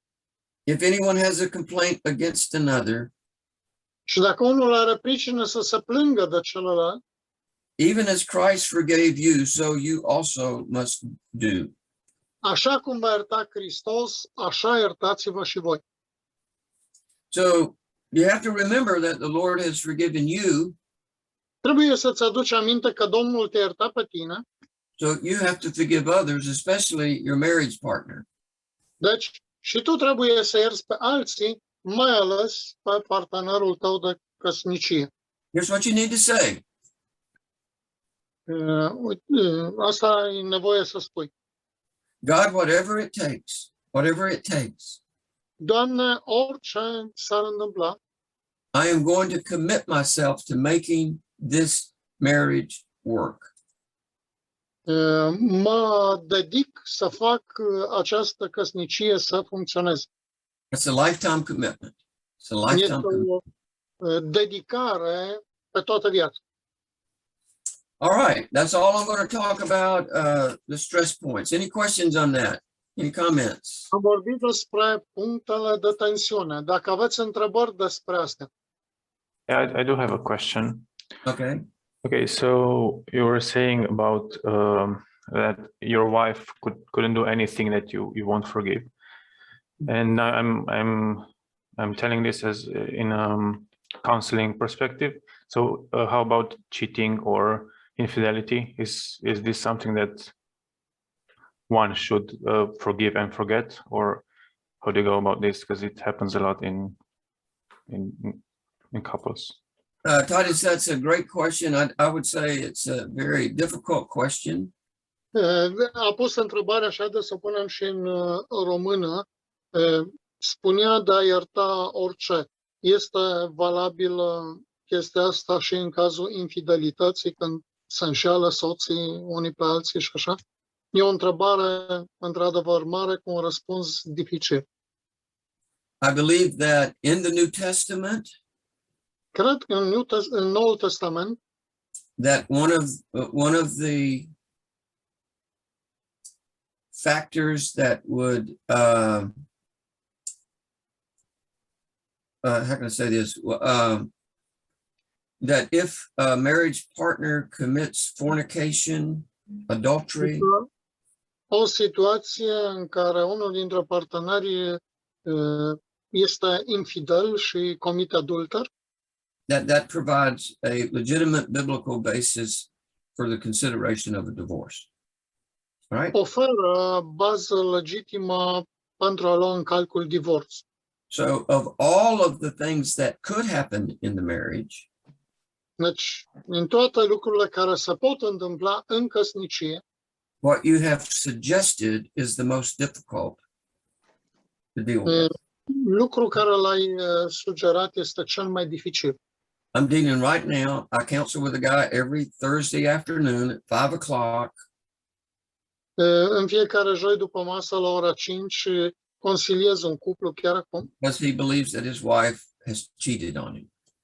Really difficult. El crede că soția l-a înșelat, But he's willing to work through it dar vrea să lucrăm împreună la asta, because I've convinced him that he's part of the problem. pentru că eu l-am convins și încerc să-l conving că el este partea problemei, That he's facilitated pentru că el a facilitat in the way that he has treated his wife in the past, Asta prin modul în care și-a tratat soția în trecut. the kind of behavior that she may be involved in. I don't think that she is. A putut să o împingă într-un astfel de comportament, deși nu știu dacă într-adevăr el a înșelat. I have such a strong marriage, Titus, that I don't have to worry about that. Am căsnicii puternice în care n-am auzit despre asta, But I would say I think there's a biblical basis for divorce if that is the case. dar pot să spun că dacă e o bază biblică pentru divorț, atunci asta e cazul. I've counseled plenty of couples where that was the case. They made it through that and their marriage is there. Am consiliat o grămadă de cupluri în care asta era problema și Because trecut. one of the partners understood forgiveness and was willing to forgive. am reușit să trecem peste asta pentru că dacă înțelegi iertarea, ești gata să ierți. That's a great question. I don't know if my answer is sufficient for you, though. Yeah, it is. Thank you. Dar nu știu dacă am putut să răspund pe deplin. All right. Any other questions or comments you want to make? Any personal experiences about strict? Altă întrebări, experiență personală sau cazuri? How many of you love to go shopping, right? So, Vă place să mergeți la cumpărături, nu? all right. I want to talk about the second part of our study here. Of the 7 that we're going to look at. This is called qualitative differences. Al 7-lea punct la care vorbim noi aici este să califici diferențele. All right, we've just seen that men and women are very different. They bring different things into the marriage. Am văzut că bărbații și femeile sunt foarte diferite și aduc lucruri diferite în cadrul căsniciei. And although both of them share the image of God, Dar ambii împărtășesc chipul lui Dumnezeu, they still have been made male and female. dar în același timp sunt bărbat și femeie. Too often, and in most marriages, Prea adesea și în cele mai multe căsnicii, couples do not understand their differences. partenerii nu își înțeleg diferențele. They think that their marriage partner thinks like they do, and they don't. Ei au impresia că partenerul gândește în același fel în care o fac ei și nu e așa. And if you don't have an understanding of the differences, Și dacă nu ai o înțelegere clară a diferențelor, then the inevitable result is that it's going to create conflict and tension in the marriage. atunci It's unavoidable. rezultatele inevitabile sunt tensiunile în cadrul căsnicii. Here's sort of the rule that you need to understand. Asta este regula pe care trebuie să o înțelegi. We are attracted by the differences before marriage, Noi suntem atrași de diferențele care sunt înainte de căsnicie, de căsătorie, and we are repelled by the differences after marriage. și suntem oripilați de ele după căsătorie. Okay, I'm going to stop there. It's 11 o'clock. What time is it there for you? 5 or 6? 6 o'clock. All right, I'll stop there and then we'll pick up. So let's take a 10-minute break and we'll be right back, okay? Toată lumea gata? All right, well, I want to pick up where we left off here. You know, I want to say that it's very, very easy, but very, very wrong Aș spune că e foarte ușor și foarte greșit to think that our partners are just like us and that they think just like us. They do not. să gândești că partenerul tău este ca tine când de fapt el nu este. And I think that's a terrible miscalculation for a lot of people that enter into marriage, especially very quickly. Și cred că asta este o lipsă de a lua în calcul lucrurile cum trebuie pentru mulți oameni care intră în căsătorie. So I want to talk about, let me see how many qualitative differences I have. I have 4 qualitative differences that I want to talk about. Există 4 diferențe calitative între parteneri de care vorbim. Qualitative difference number 1 Prima dintre ele este is that men and women differ in how they see the world and their role in it. bărbatul și femeia văd diferit rolurile pe care le au. Men see it like a race, a hunt, almost a war. Bărbatul se comportă ca și cum ar fi la vânătoare, la război. They want to achieve, to produce, to succeed. Vor să câștige, să aibă succes, să acapareze.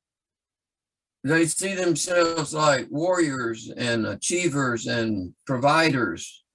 Se comportă ca și un războinic, unul care cucerește și stăpânește. If you ask the average man who they are, Dacă întrebi pe un om obișnuit cine este el, they will tell you in terms of their occupation.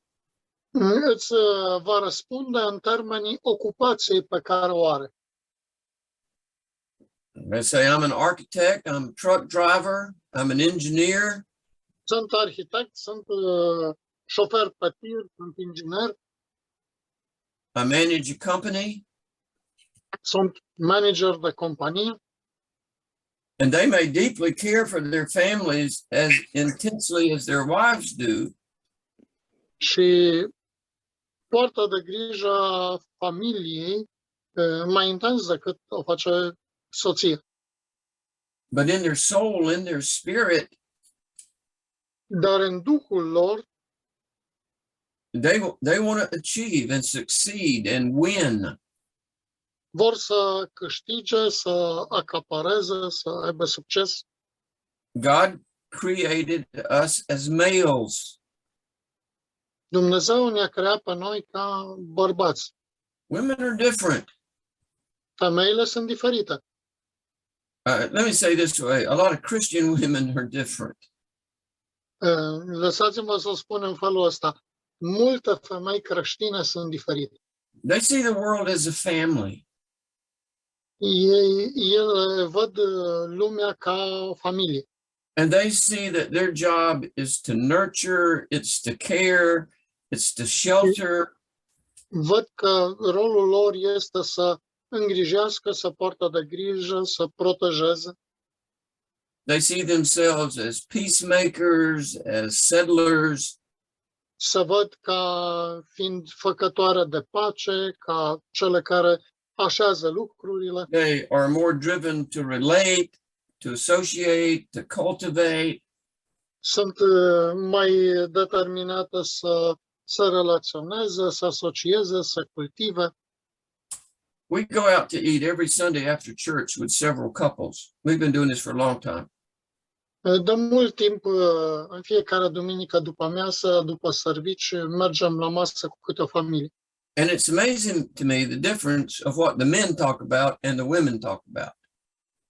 Și sunt uimit de diferențele dintre lucrurile despre care vorbesc bărbații și lucrurile care vorbesc femeile. The women talk about their children, their grandchildren, their recipes. Femeile vorbesc despre copii, nepoți, rețete de mâncăruri, prăjituri. The men talk about football games and problems at work, and it's just different. Bărbații vorbesc de meciurile de fotbal, de problemele care le au la servici. Women long for friendships and for family and for children. Femeile tânjesc după prietenie, după relații, după copii.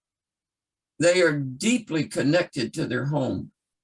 Ele sunt profund conectate cu casele lor. Why the differences? Ce diferențe? Because God created them as a female. De ce sunt? Pentru că Dumnezeu ne-a creat ca bărbat și femeie. That's a qualitative difference. Astea sunt diferențe calitative. Okay, let me give you qualitative difference number 2. A doua diferență calitativă, Men and women differ in how they talk and how they communicate. bărbații și femeile diferă în lucrurile despre care vorbesc și felul în care comunică. Women, for instance, they tend to share their feelings. Femeile tind să-și împărtășească sentimentele. Men tend to share information. Bărbații tind să împărtășească informații. Women thrive on communication. Femeile sunt atrase de comunicare. Men thrive on action, on work, on doing, producing, Bărbații sunt creating. atrași de fapte, de a face, de a se implica. In marriage, women want to have a strong verbal relationship with their husband, no matter how much time it takes. Femeile vor relații puternice cu soții lor, indiferent cât de mult le ia.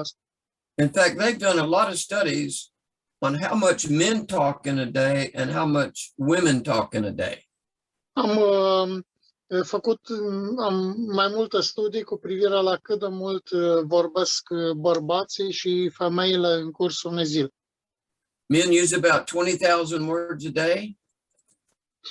Bărbatul folosește cam 20.000 de cuvinte pe zi And women use about 30,000 words a day. și femeile cam 30.000 de cuvinte pe zi. So when you get home from work, you don't have any words left. Când vii de la serviciu, nu mai îți rămân cuvinte de spus. And your wife still got 10,000 to go. Dar soția mai are 10.000 să spună. And she started talking to the children. Și începe să vorbească. She wants some adult conversation. Unele conversații absurde. Men, they want to have companionship and recreation and social activities and all that kind of stuff. Bărbații vor recreații Women want to have that. sociale pe care femeile nu le au. But men, they just tend to do something. They just tend to go somewhere. Bărbații sunt tentați să facă ceva, să meargă undeva. Where women tend to just stay somewhere. Femeile tind do să stea something. doar undeva. You know, I'm always engaged in going places. Întotdeauna sunt angajat în a merge în diferite locuri. Meeting with people, meeting with pastors, Să întâlnesc oameni, am întâlniri cu păstorii, meeting with my professors, mă întâlnesc cu profesorii mei chiar, meeting with my students, mă întâlnesc cu studenții mei, meeting with my elders. mă întâlnesc cu prezbiterii bisericii. But women, they just want to stay at home. Femeile, în schimb, vor să stea pur și simplu acasă. They want to do something with their family. Vor să facă ceva împreună cu familiile lor. Listen, if you don't think that men and women are different, Dacă nu te gândești la faptul că bărbații și all you have to că do bărbații și femeile sunt diferite, is go down to the grocery store du-te la magazinul alimentar and look at the differences between women's magazines and men's magazines. și uită-te la revistele pentru femei și revistele pentru bărbați. The differences are extreme. Diferențele sunt extreme. I got this company mailed me a sample magazine for men for men only several months ago and wanted me to get a subscription to it. Câteva luni în urmă, o revistă din asta pentru bărbați mi-a trimis un model, un exemplar. All it talked about was Mă how to conving be, să mă abonez. all it talked about was how to be sexually active, or how to be physical, how to be macho. Și tot ce vorbea în ea este despre cum să fii macho, să arăți bine fizic, să fii potent sexual. Personally, I could care less about any of that nonsense. Personal, nu mă îngrijorez de niciunul dintre astfel de nonsensuri. But my wife, she does subscribe to magazines, and they're completely different than anything I would subscribe to. Dar soția mea s-a abonat la anumite reviste care sunt total diferite de cele pentru bărbați. They talk about decorations, they talk about recipes, Vorbesc despre rețete de mâncare sau prăjituri, despre They talk about- decorațiuni, how to fix up your home, how to make a cheesecake. cum să îți îngrijești casa, cum să faci o plăcintă cu brânză. Men order something like Golf Digest, Bărbații sunt interesați de golf, poate, and women order something like Better Homes and Gardens. și femeile comandă ceva de la care vorbesc despre casă și grădină. Do you get the point? Prins ideea. One is male, one is female. They're different. Unul e bărbat, altul e femeia. They're very, Și very stare different. diferite. You know, we used to get a paper, Mm, and the only thing that I cared about listening to, the only thing I cared about reading Dacă iau un ziar, singurul lucru care mi se interesat să-l citesc one thing I cared about reading was the sports page. este pagina sportivă. My wife read the obituary column. Soția mea citește în întregime. I could care less about reading the obituary column. Pe mine nu mă... What column? But we were just different. What column read your wife? The Anunțurile cu obituary morții. column. The obituary. It was when Necrolog, people died. necrolog. Necrologul? Just a difference there. Hey, John, O diferență majoră, nu? Mr. Marut, how are you? Hello. Neuță. John, ce faci? Bine ai venit cu noi. Hello. Do you have a face?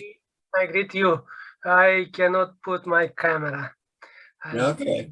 Well, we'll see you in a little bit. We love you, brother. I love you too. Thank you very much for your prayers. Hallelujah. I'm happy to be with you and with every student. Amen. Amen. Well, God bless you, buddy. We love you, man. We care for you. God bless you too. We're talking about marriage. All right. Vorbim de căsnicie. Yeah. All Very right. good.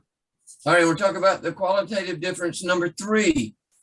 Number Acum 3. vorbim de diferența calitativă numărul 3. Men and women differ in their understanding of their sexuality. Bărbații și femeile diferă în înțelegerea lor cu privire la sexualitate.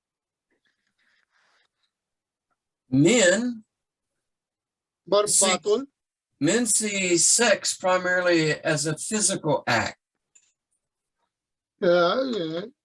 Bărbatul gândește sexul ca un act fizic cu prioritate. Women see sex as an emotional relationship. Femeile văd sexul ca o relație emoțională. Sexual attraction for men begins with what they see. It begins with their eyes. Atracția sexuală la bărbat începe cu ce vede, ce ved ochii. And there are a lot of women that don't understand that simple fact. Și multe femei nu înțeleg aspectul ăsta simplu. I mean, a very beautiful woman just kind of raises a man's voltage. O femeie frumoasă îl face pe bărbat să cadă. Sexual attraction for women, Atracția sexuală pentru femeie it begins with what they hear. începe cu ce aude. I knew a couple that was very, very close to us, but the husband Cunosc un cuplu care e foarte apropiat de noi și soțul was very indifferent to his wife. e foarte indiferent față de soția lui. And one day his wife went to this small country store out here in the country where we live. Și într-o zi soția lui a fost la magazinul din localitatea micuță în care trăiește. And the guy that owned the store behind the checkout counter Și bărbatul care e proprietarul magazinului și încasa, when she was checking out, he called her sweetheart. în timp ce îi încasa acolo produsele, a numit-o dulceață. Thank you, sweetheart. Have a great day, sweetheart. Bună, drăguțo sau iubito, cum vrei să zici. She was so attracted to that. She was so attracted to that because she never heard it at home. A fost atât de atrasă de cuvintele lui pentru că nu le-a auzit niciodată acasă. And every day for a week, she'd go back down to the grocery store. Și în fiecare zi de săptămână se ducea la magazinul respectiv. And within a couple of weeks, they were having an affair. Și după câteva săptămâni au avut și o relație. Because somebody said sweetheart.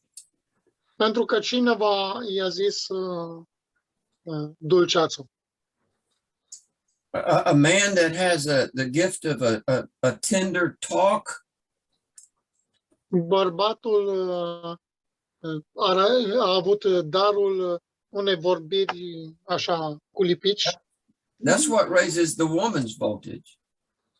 Și asta a ridicat interesul femei.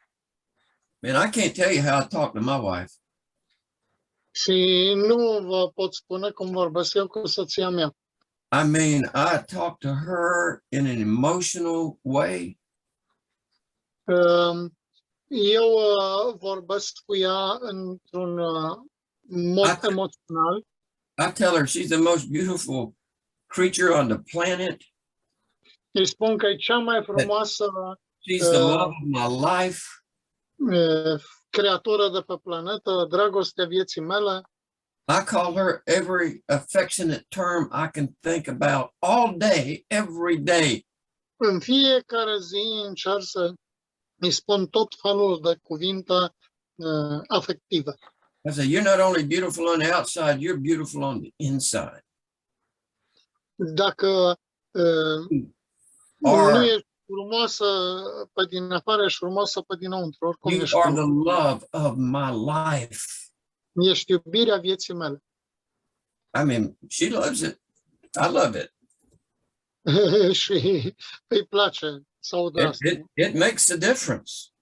Și asta most- face diferența. Most women that I know who have been involved in affairs, Multe femei spre care știu că au intrat în relații nepermise, they had it all start when some man spoke to them in some kind of romantic, flirtatious way. au început când cineva, un bărbat le-a abordat într-un mod romantic. Now, if you don't understand what I'm telling you as a husband or as a man that's going to get married, Dacă nu înțelegeți ceea ce vă spun ca bărbat sau ca ca soț sau ca bărbat care urmează să se căsătorească, you want to use the most tender, affectionate words that you know how to use in your marriage. trebuie să folosești cele mai afective cuvinte pe care le poți folosi în căsnicie. My wife could care less about me having big muscles. I'm a wimp. I'm a wimp. Nu îi pasă soției mele dacă am mușchi grozavi. Nu sunt deloc făcut. I'm not strong. I don't have big muscles. Nu sunt puternici, sunt slăbănoc, dacă vreți așa.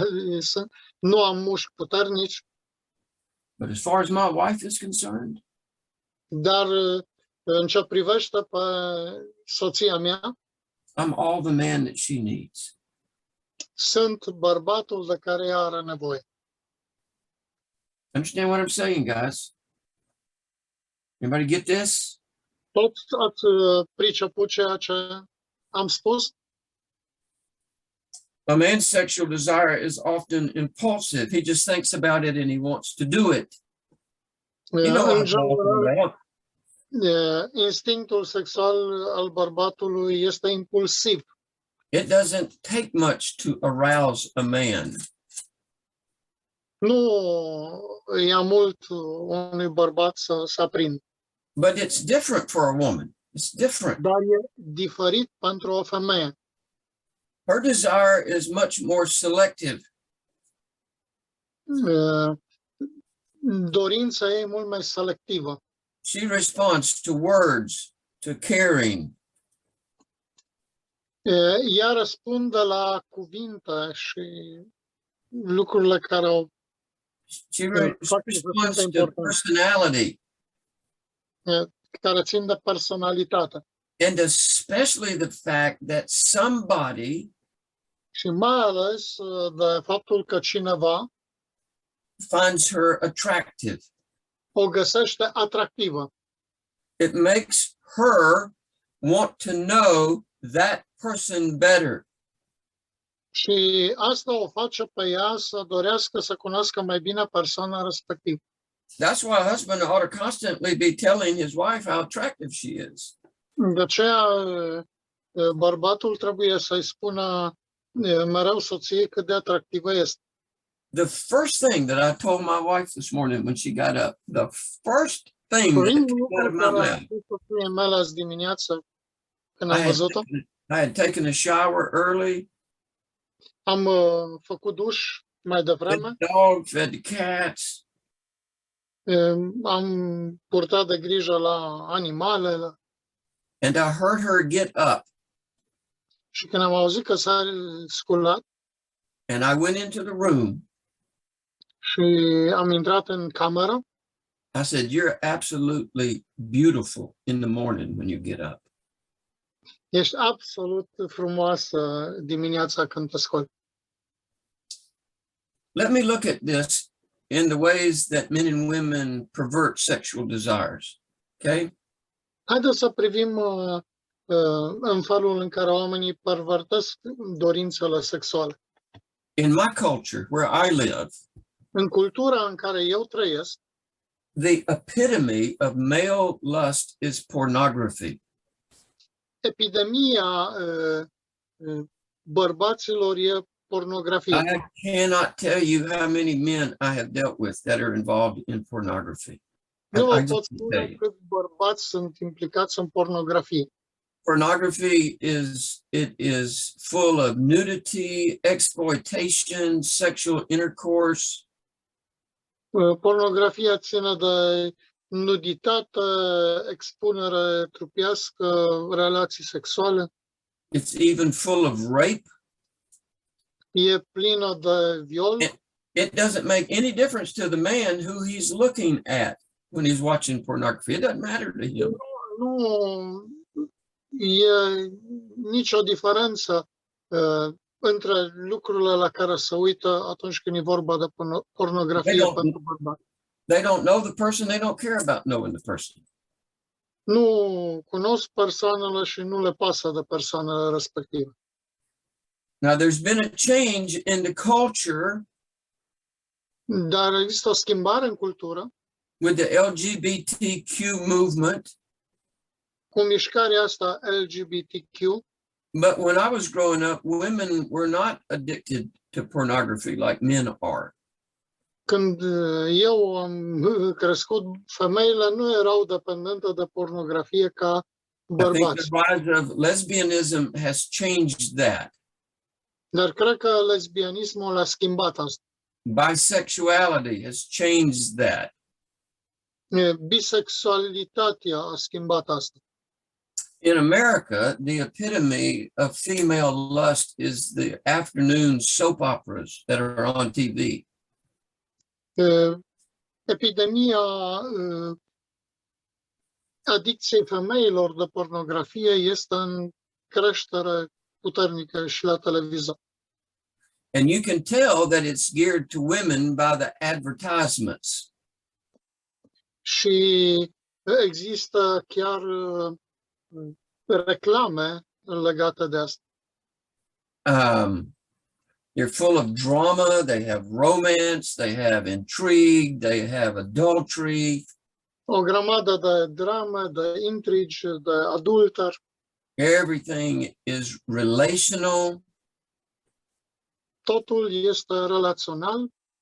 But generally, I don't ever hear of men being addicted to these soap operas. Nu cred că bărbații sunt așa de dependenți de lucrurile astea. Vorbește de telenovele. And that's why all of the advertisements are geared to what women would want and what women would purchase. Și fac reclame la lucrurile pe care femeile le doresc și vor să le cumpere. Men seem to need sex in order to feel love. Bărbatul trebuie să facă sex ca să simtă iubit. So when they have sex, Și când au sex, it seems to put them in touch with their feelings about how much they love somebody. Are impresia că îl pune în contact cu sentimentele și exprimă cât de mult iubește cineva. I have found, this is just by counseling, Am descoperit, și asta e doar prin consiliere, that when a man's sexual needs are satisfied, atunci când nevoile bărbatului sunt satisfăcute, that they're more open and ready to deal with communication issues. e mult mai deschis în ce privește comunicarea.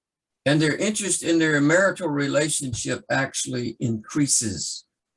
Și interesul în relațiile de căsnicie crește. But women, on the other hand, Dar femeile, pe de altă parte, women need to feel something in order to have femeile sex. au nevoie să simtă ceva pentru a face sex. They actually want communication before. De fapt, ele vor comunicare înainte. Men can enjoy sex anytime, anywhere. Not women. Bărbații pot să se bucură de sex oricând și oriunde. Women have to feel relaxed. Femeile trebuie să se simtă relaxate. They want to hear about commitment and love and understanding.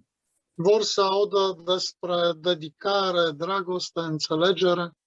And that's what releases their sensual side. Și astea sunt legate de partea lor senzuală.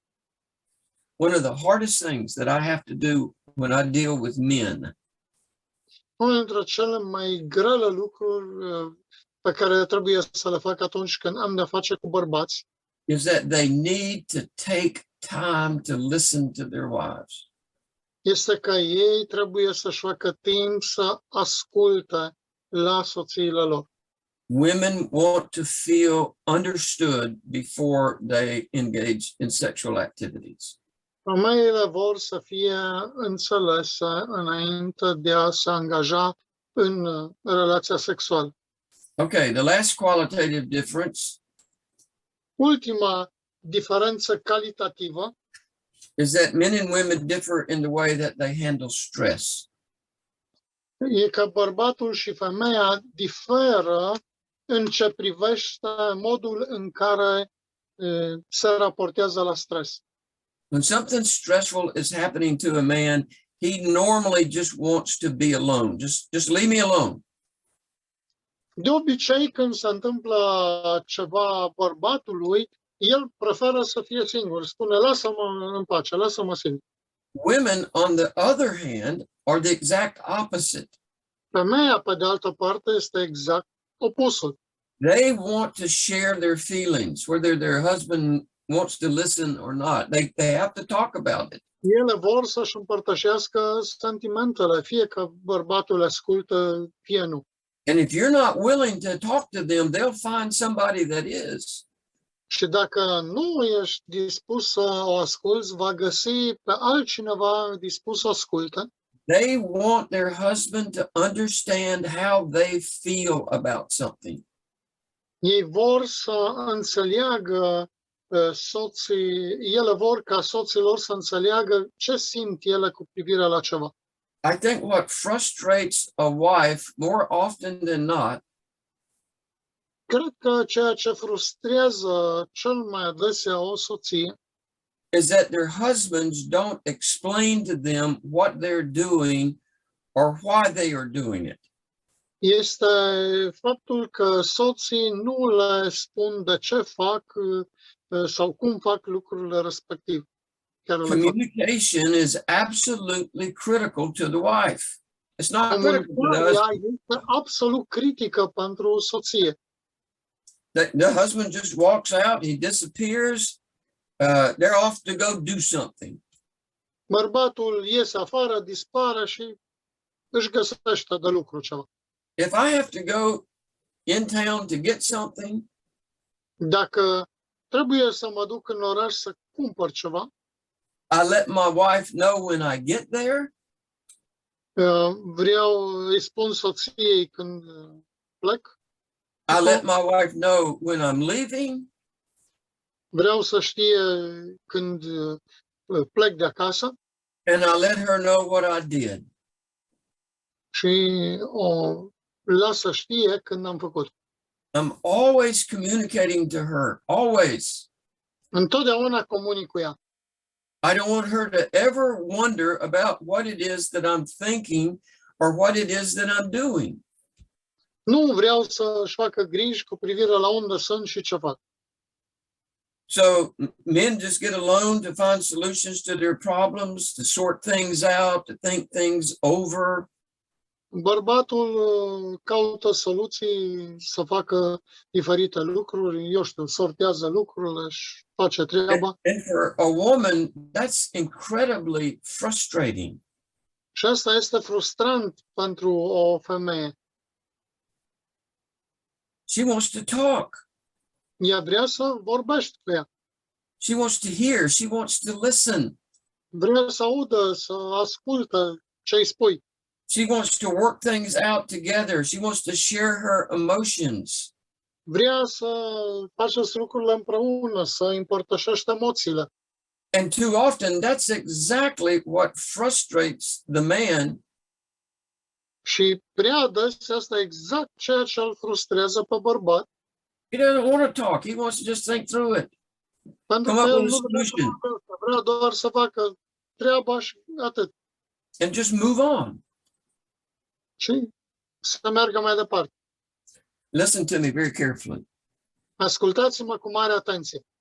Very few men really understand their wives. Foarte puțini bărbați își înțeleg cu adevărat soțiile. You may be one of them. Poate ești unul dintre ei. Just don't give her the time. Don't talk about things with her. Just go your way. Do your thing. Get it done. Nu-ți faci vreme să vorbești cu ea lucrurile ce îți vezi de treabă, îți faci treburile. It almost seems to me that once a man gets married, Aproape pare pentru mine că un bărbat se căsătorește it's not that important to him anymore that he understands his wife. He's got her. Și crede că nu e important să-și înțeleagă soția. You know, he went out to get her, he got her. Dacă suntem împreună, atunci asta e om. You have to think about a woman has a cycle and has a period. Trebuie să înțelegi că femeia are un ciclu, are perioade. My wife, when she had her periods, they were sort of like this. They were just very subtle. Sometimes I didn't know she was having one. La soția mea e totul destul de așezat și de constant. My daughter, she like this. She like that when she has her period. Este foarte oscilantă. So every woman has this sort of ebb and flow in their life. Could be up, could be down, but they have this ebb and flow because of their cycle. Sunt persoane la care lucrurile merg destul de normal în perioada ciclului, altele sunt foarte oscilante. And their feelings and emotions literally flow with that cycle. Sentimentele și emoțiile, în mod literar, decurg din aceste cicluri. My daughter is hard to get along with when she's having her period. Fiica mea are probleme atunci când e pe ciclu. And I know a lot of women in my church. I can just tell when I can tell when they're having their cycle. Și sunt multe femei din biserică în care pot să spun când sunt pe ciclu. It just this ebb and flow, it just sort of renews them emotionally. Aceste evenimente curg și le afectează emoțional. It's all a part of being a woman. Toate țin de a fi femeie. And most men just don't understand that. They don't understand this rhythm that God's created in a woman's life. Pur și simplu nu înțeleg asta. They try to fix the problem, fix the cascading that goes on during this time. Ei încearcă să rezolve problemele, să repare cascadele astea care. And so what happens is that the wife reaches a place where she's uncomfortable sharing her feelings. Și ce se întâmplă este că soția ajunge la un punct în care nu se simte confortabilă să-și împărtășească sentimentele.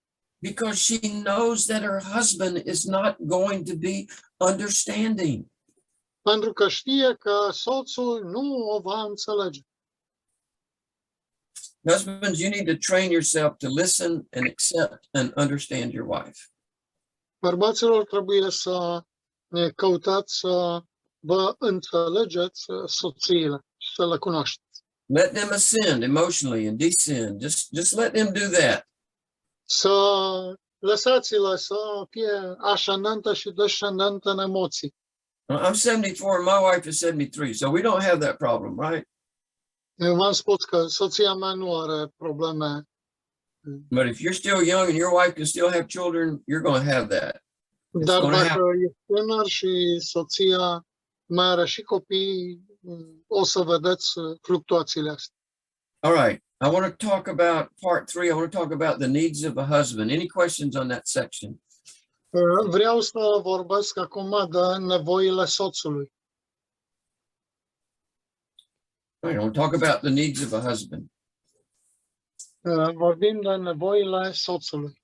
And then we'll talk about the needs of a wife, and that's what you really need to concentrate on. Și apoi vorbim de nevoile soției, ne vom concentra pe ele. There's a lot here. There's a lot. Sunt multe aici. There's a lot here. So bear with me. Sunt multe, așa că răbdați-mă. And please stop me if you have any questions, please. Dar dacă aveți întrebări, vă rog să mă opriți. All right, need number 1. Nevoia numărul 1. A husband needs a wife who respects him as a man. Bărbatul are nevoie de o soție care să respecte. Every husband needs his wife's acceptance and approval, her respect. Fiecare bărbat are nevoie de acceptarea și aprobarea soției lui. Now, I want to say something that's important to me is that you have to earn respect. You cannot demand respect. If Problema este că nu poți să pretinzi respect dacă think of it this way. If you Când demand nu- respect, pretinzi respect, you will get disrespect. dar oferi lipsă de respect. Nu poți pretinde If respect. you tell your wife she's got to submit to you because the Bible says that, you'll get disrespect. Vrei ca soția să ți se supune, că așa zice Biblia, dar nu o respect. I want you to go to Ephesians chapter 5 and verse 33. Mergeți la Efeseni 5 cu 33. I want to read this to you out of the Amplified. So it's going to be different, Marcel. Yes. No problem. I want to read this, so you're just going to have to listen to me out of the Amplified. O să citesc din Biblia amplificată. It says, however, let each man of you, without exception, Încolo fiecare din voi, fără nicio excepție, love his wife as being, in a sense, să-și iubească soția ca fiind his very own self, ca pe sine însuși. and let the wife see that she respects and reverences her husband Și femeia să își respecte și să se supună soțului ei. that she notices him, regards him, Să ia amintele, să îl respecte, honors him, prefers him, să-l onoreze, să-l prefere, venerates and esteems him, să-l venereze și să-l aprecieze, and that she defers to him. She defers to him și I don't know what means the first. To defer means to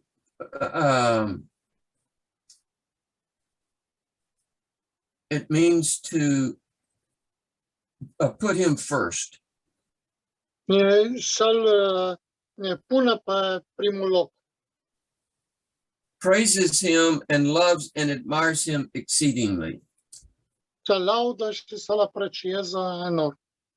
Now, I can tell you that in the American culture in which I live, Vreau să vă spun că în cultura americană în care eu trăiesc, that a translation like this offends women, even Christian women. o astfel de traducere ofensează femeile, chiar și femeile creștine. They strongly react to these kind of words. Femeile reacționează puternic la astfel de cuvinte. But when your wife admires you as a husband, Dar când soția ta te admiră ca și soț, it is a tremendous motivator for you personally. este un factor de motivație puternic, imens pentru tine. If your wife thinks that you're amazing and capable and doing a great job, Dacă îți spune că ești grozav, ai făcut o treabă bună, ești nemaipomenit, that will motivate you to do way beyond what you asta would te va do. motiva să faci lucrurile și mai bine. It will motivate you to do way beyond what you would do if she disapproved of you. Vei face lucrurile mult mai bine decât le-ai făcut, ca nu cumva să te deprecieze. If she was always criticizing you and contending with you. Va fi mult mai bine decât atunci când vei face mult mai bine decât atunci când te critică, nu-i de acord cu tine. Now, I want to give you several ways that your wife can hurt you, that she can disrespect you. Vreau să-ți dau câteva modalități prin care ea poate să-și arate lipsa de respect I want to sau să deprecieze. I want to call it where she can destroy your manliness. Aș spune că e modul în care îți distruge bărbății. She can destroy your manliness Îți poate distruge bărbăția by expecting you to know what protection she needs. by what? By expecting you to know Prin a aștepta ca tu să știi what protection she needs in her life. de ce protecție are nevoie în viață. Okay, let's talk about the needs, okay? What the needs are, what her Hai needs să are. vorbim de nevoile care sunt. She has physical needs, right? We talked about that some. Are nevoi fizice și am vorbit despre asta. She has spiritual needs. Are nevoi spirituale. I can assure you, my wife respects and honors me for my spiritual leadership in my family. Vreau să vă asigur că soția mea mă respectă și mă cinstește ca și lider spiritual al familiei. She goes to every class that I teach, everyone. Ea participă la toate clasele unde eu predau, la absolut toate. She has mental and intellectual needs in her life. Are nevoi mentale și intelectuale în viață. She has emotional needs. She has relational needs. Are nevoi emoționale, relaționale. And you've got to figure out what those are. Și dacă tu încerci să îți închipui care sunt astea, If you're not careful, it can really hurt and damage your marriage. dacă nu ești atent, vei putea răni sau chiar distruge căsnicia. So a wife needs to share those areas of her life Soția are nevoie să împărtășească aceste nevoi ale vieții ei, where she knows that she needs her husband's protection. pentru că ea știe că are nevoie de protecția soțului ei. I'm dealing with a couple right now Mă ocup de un cuplu chiar acum, where the wife is very jealous of her husband, and it's completely unnecessary. unde Completely. soția este foarte posesivă și geloasă pe soț, fără motive. This guy loves his wife intensely. Tipul ăsta își iubește intens soția. They have 6 children. Au 6 copii. They have 6 children. Au 6 copii. This man could care less about another woman. Bărbatul ăsta nu îi pasă de altă femeie. For some reason, this woman she's just jealous. I don't really know why. Din anumite motive pe care nu le înțeleg, femeia But asta este geloasă. I'm only dealing with the husband. Eu mă ocup doar de soț. So every wife needs to identify to her husband her areas of need Fiecare soție trebuie să identifice nevoile soțului, areas where she is weak dacă sunt sau nu slabe, and areas where she may feel tempted in her life. dacă are slăbiciuni și domenii în care el ar putea fi tentat. And she needs to do that without expecting her husband to understand what they are. Și trebuie să facă asta fără să aibă pretenția ca soțul să înțeleagă nevoile ei. Okay, it's time to take another break. E timpul să luăm o altă pauză. Let's see. All right, all right. All right, the second way that a wife can destroy her husband's manliness is by being financially independent. Un al doilea mod prin care soția poate să-și distrugă soțul este independența financiară. I know some families where both the husband and the wife work, Știu multe familii în care și soțul și soția lucrează and they have separate checking accounts, și au conturi separate. and the husband pays some bills and the wife pays some bills, and Bărbatul plătește unele dintre cheltuieli, femeia altele. let me tell you what kills love in a marriage, okay? Let me tell you what kills Lăsați-mă să love spun in a ce marriage. ucide dragostea în căsătorie. It's being independent and self-sufficient. Independența și autosuficiența. It'll kill a marriage. God never designed marriage for us to be independent of one another in critical areas of our marriage. Dumnezeu nu a intenționat ca soțul și soția să fie independenți în niciun domeniu în căsătorie. So this is a very important area, I think, where a husband and a wife ought to be sharing in financial decisions. Asta este o problemă serioasă când e vorba de independența financiară în cadrul căsătoriei. Number 3,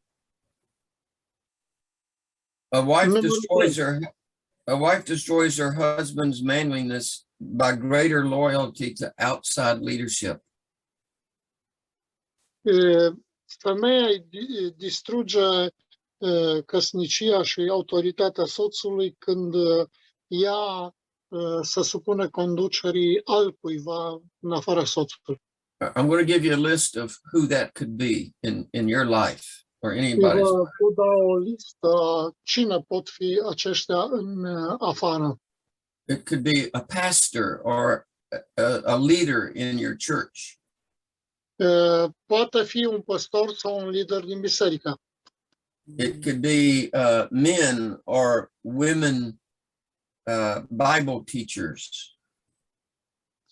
Poate să fie un învățător de școală duminicală. It could be relatives. Unei rudenii. It could be friends. All of these are dangerous. Poate să fie chiar prieten. Toate astea sunt periculoase. A wife should be very, very careful. Very careful. O soție trebuie să fie foarte, foarte In atentă. seeking counsel from other people without asking her husband first. Când cere sfatul altor persoane înainte de a-și întreba soțul mai întâi. If she has some questions, Dacă are anumite întrebări, then she ought to ask her husband and give him the opportunity to answer those questions. să-și întrebe soțul și să-i ofere oportunitatea să răspundă la această întrebare. I'm going to give you a personal example, okay? This is not derogatory toward my wife. Vreau să vă dau un exemplu personal, nu încearcă să, eu știu, să o pun într-o lumină proastă pe soția mea.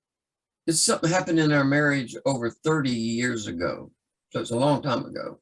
Peste 30 de ani în urmă s-a întâmplat ceva în căsnicia noastră. But one day we were at church and my pastor was teaching on something. Eram la biserică și pastorul nostru vorbea despre ceva. And so after the service, my wife went up. I was with her. She went up. I didn't know she was going to do this. And she asked the pastor. După serviciu, soția mea s-a ridicat și s-a dus și l-a întrebat pe pastor. Eram cu ea, dar n-am știut ce se va întâmpla. She started asking the pastor some spiritual questions. Și i-a pus pastorului anumite întrebări spirituale. And I was a little caught off guard by it. I really was. Și m-am simțit foarte prost, așa că am fost... And so on the way home that day, she asked me if something was bothering me, and I told her it was. Și în drum spre casă m-a întrebat dacă mă deranjează ceva și am spus că m-a deranjat. And I told her that it bothered me that she didn't come to me first to answer those questions. Mă deranja că n-a venit întâi la mine să mă întrebe ca să primească răspuns la cele întrebări. And in her quiet and caring way, she's never done that again. She's never ever, that I know of, Din câte știu, de atunci n-am mai făcut așa ceva. gone to another man to get spiritual advice. Să meargă la alt bărbat să ceară îndrumări spirituale. Or even to another woman. Sau chiar la o altă femeie. If she has questions, she always comes to me first. Dacă are întrebări, întotdeauna vine întâi la mine. If for some reason I didn't know the answer, I think I would say, well, let's go find out. Let's go ask somebody that does. Și dacă cumva nu știu răspunsul, atunci îi spun, hai să întrebăm pe altcine, să cerem ajutor al cuiva. Sau să cercetăm împreună.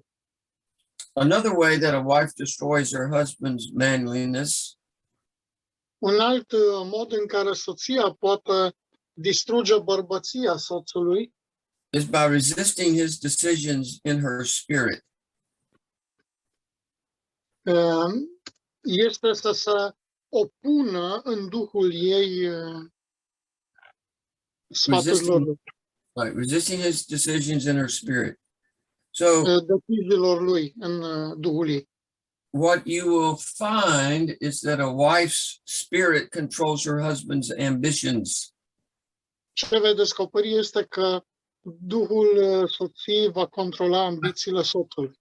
I want you to think of I want you to think of the whole process of marriage Aș as vrea să vă one, gândiți la întregul proces al căsnicii as one of decision making. It's a process of decision making. unul care ține de a lua decizii.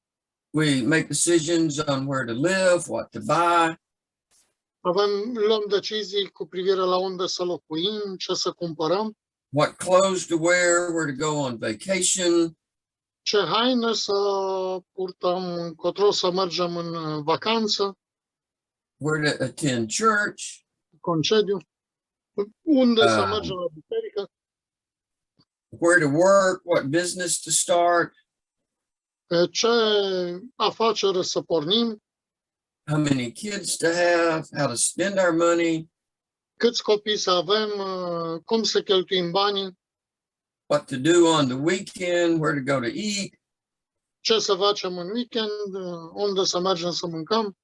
It's on and on and on and on. It's always about making decisions. Așa mai departe, mereu și mereu e vorba de a lua decizii. So ultimately, we become what we decide to do, how we decide to live. În final, noi vom deveni ceea ce dorim să facem. Și Every one of you are right now a byproduct of the decisions that you've made in your life.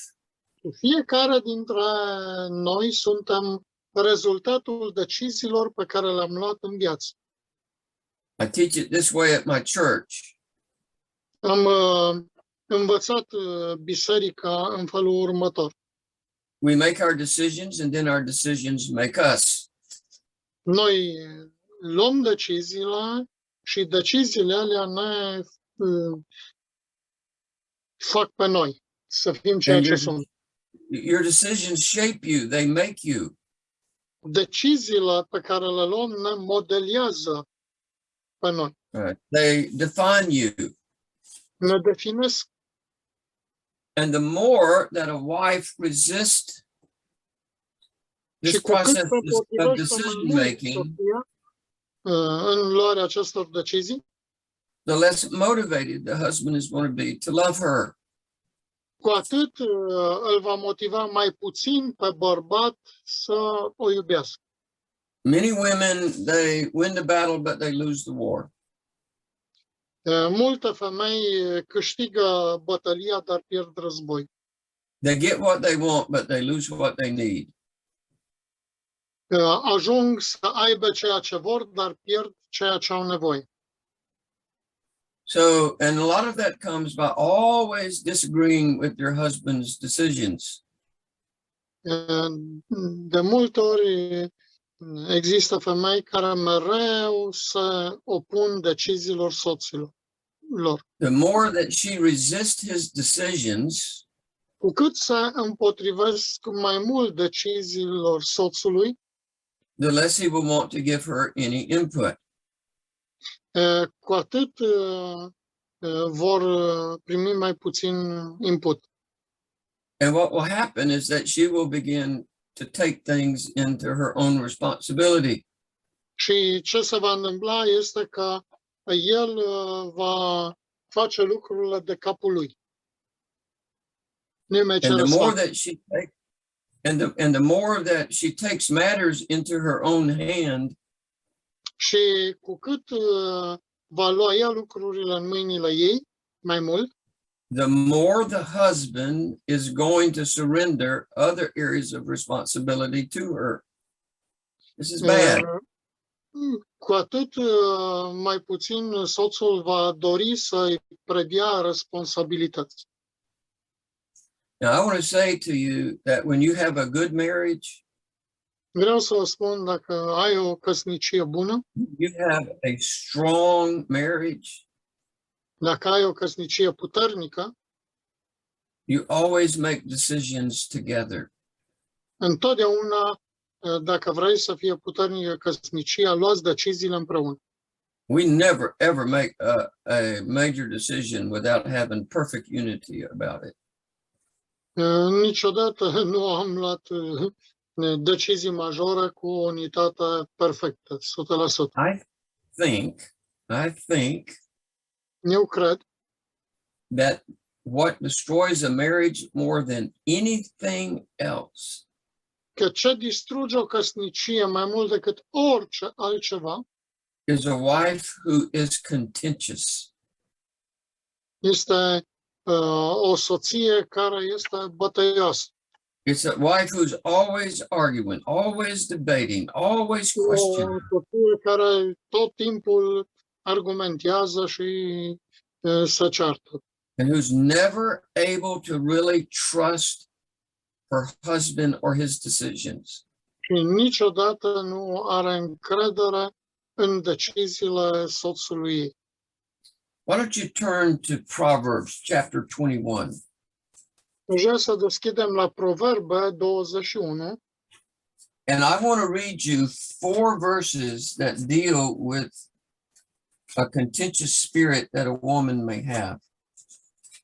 și vreau să citesc 4 versete cu privire la o femeie bătăioasă. It's important that she understands that God has designed you to be the spiritual leader of your home. Presupunem că ea știe că Dumnezeu te-a desemnat pe tine să fii conducătorul casei. And at times leaders have to make decisions. I'm a pastor. I make Dar decisions. vine vremea să ia decizii. I worked at a company for years and I managed over 400 people. Am lucrat într-o companie și am condus peste 400 de oameni And I had to make a lot of strong decisions. și a trebuit să iau multe decizii puternice. I'm the chairman of the board for Covington Seminary. Am făcut parte din bordul seminarului Covington And I have to lead us into making good, solid decisions. și a trebuit să iau decizii bune, solide. So in a home environment, Și în ce privește mediul căsniciei sau casa mea, a contentious wife is very destructive to the spirit of the marriage. o femeie bătăioasă e foarte destructivă în ce privește căsnicia. Chapter 21, verse 9. Capitolul 21 din Proverbe, versetul 9. Better to dwell in a corner of a housetop than in a house shared with a contentious woman. Mai bine să locuiești într-un colț pe acoperiș decât cu o nevastă gâlcevitoare într-o casă mare. Verse 19. Versetul 19. Better to dwell in the wilderness than with a contentious and angry woman. Mai bine să locuiești într-un pământ pustiu decât cu o nevastă gâlcevitoare și supărăcioasă. Proverbs chapter 25, verse 24. Proverbe 25 cu 24. It is better to dwell in a corner of a housetop than in a house shared with a contentious woman. Mai bine să locuiești într-un colț pe acoperiș decât să locuiești într-o casă mare cu o nevastă gâlcevitoare. In chapter 27, verse 15, Și versetul 27 capitolul 27 cu 15. a continual dripping on a very rainy day and a contentious woman are alike. O streașină care picură necurmat într-o zi de ploaie și o nevastă gâlcevitoare sunt tot una. So what all of these verses say, except for the last one that I read, Ce spun toate acestea, cu excepția ultimului pe care l-am citit, is that the more that a wife contends with her husband, este cu cât o femeie se ceartă cu bărbatul ei mai mult, the less he wants to have to do with her, cu atât el preferă să nu aibă de-a face cu ea and the further away he wants to get from her. și, în final, va vrea să fugă de ea. So a wife can contend and argue and get what she wants, O femeie poate să lupte, să argumenteze ca să obțină ce vrea. but in that process, she will lose what she needs. Dar în acest proces va pierde ce are nevoie. She needs her husband's leadership.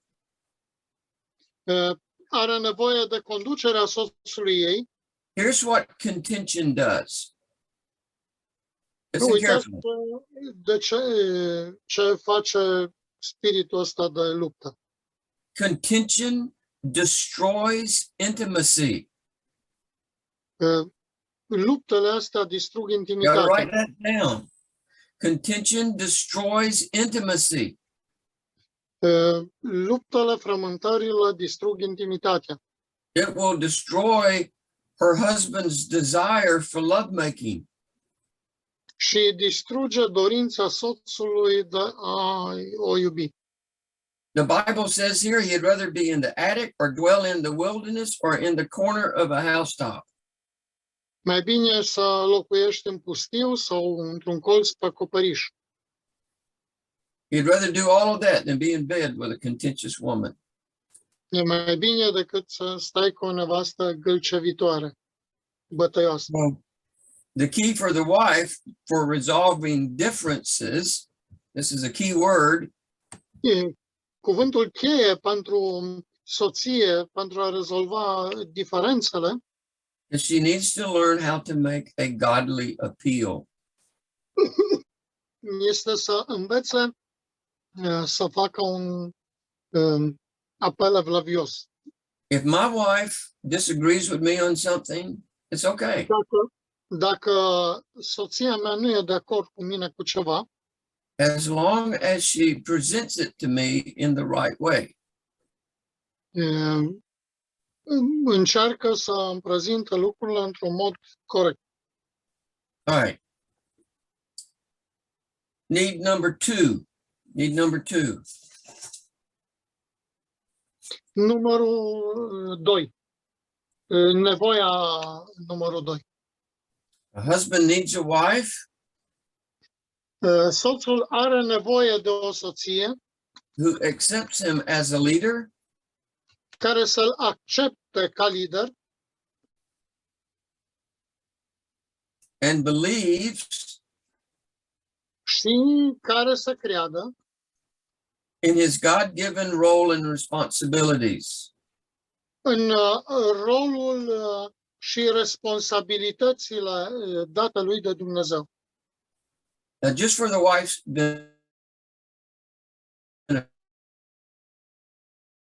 benefit, there are a lot of husbands who are not the God-given leader that God wants them to be. Sunt mulți soți care nu sunt conducătorii pe care Dumnezeu vrea But să fie. even when he is not the leader that he needs to be, Și mulți nu sunt liderii care Dumnezeu vrea a să fie. wife needs to reassure her husband that he is her God-given leader.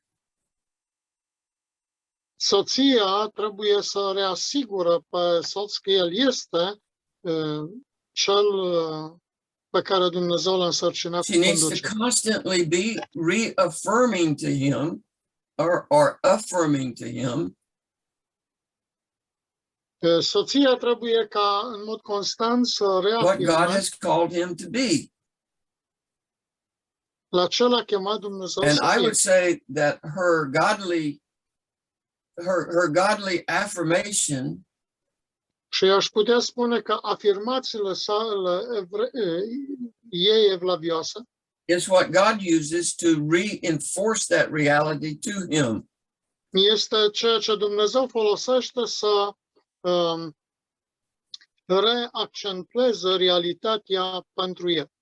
She needs to reaffirm to him that she believes that God is working through him. Ea are nevoie să îi spună că crede că Dumnezeu lucrează prin intermediul lui. So I want to give you 3 principles that a wife needs to understand. Vă dau 3 principii pe care soția are nevoie să le înțeleagă. All right, now most women do not understand this first one, okay? Trust me. Și majoritatea soților nu o înțeleg pe prima asta și credeți-mă ce vă spun. But God works through a man's decisions Dar Dumnezeu lucrează prin deciziile unui bărbat, whether they are right or wrong. chiar dacă ele sunt bune sau rele. What God wants to do in the marriage is to create respect and reverence for one another. Ceea ce vrea Dumnezeu este ca soțul să creeze respect unul față de altul.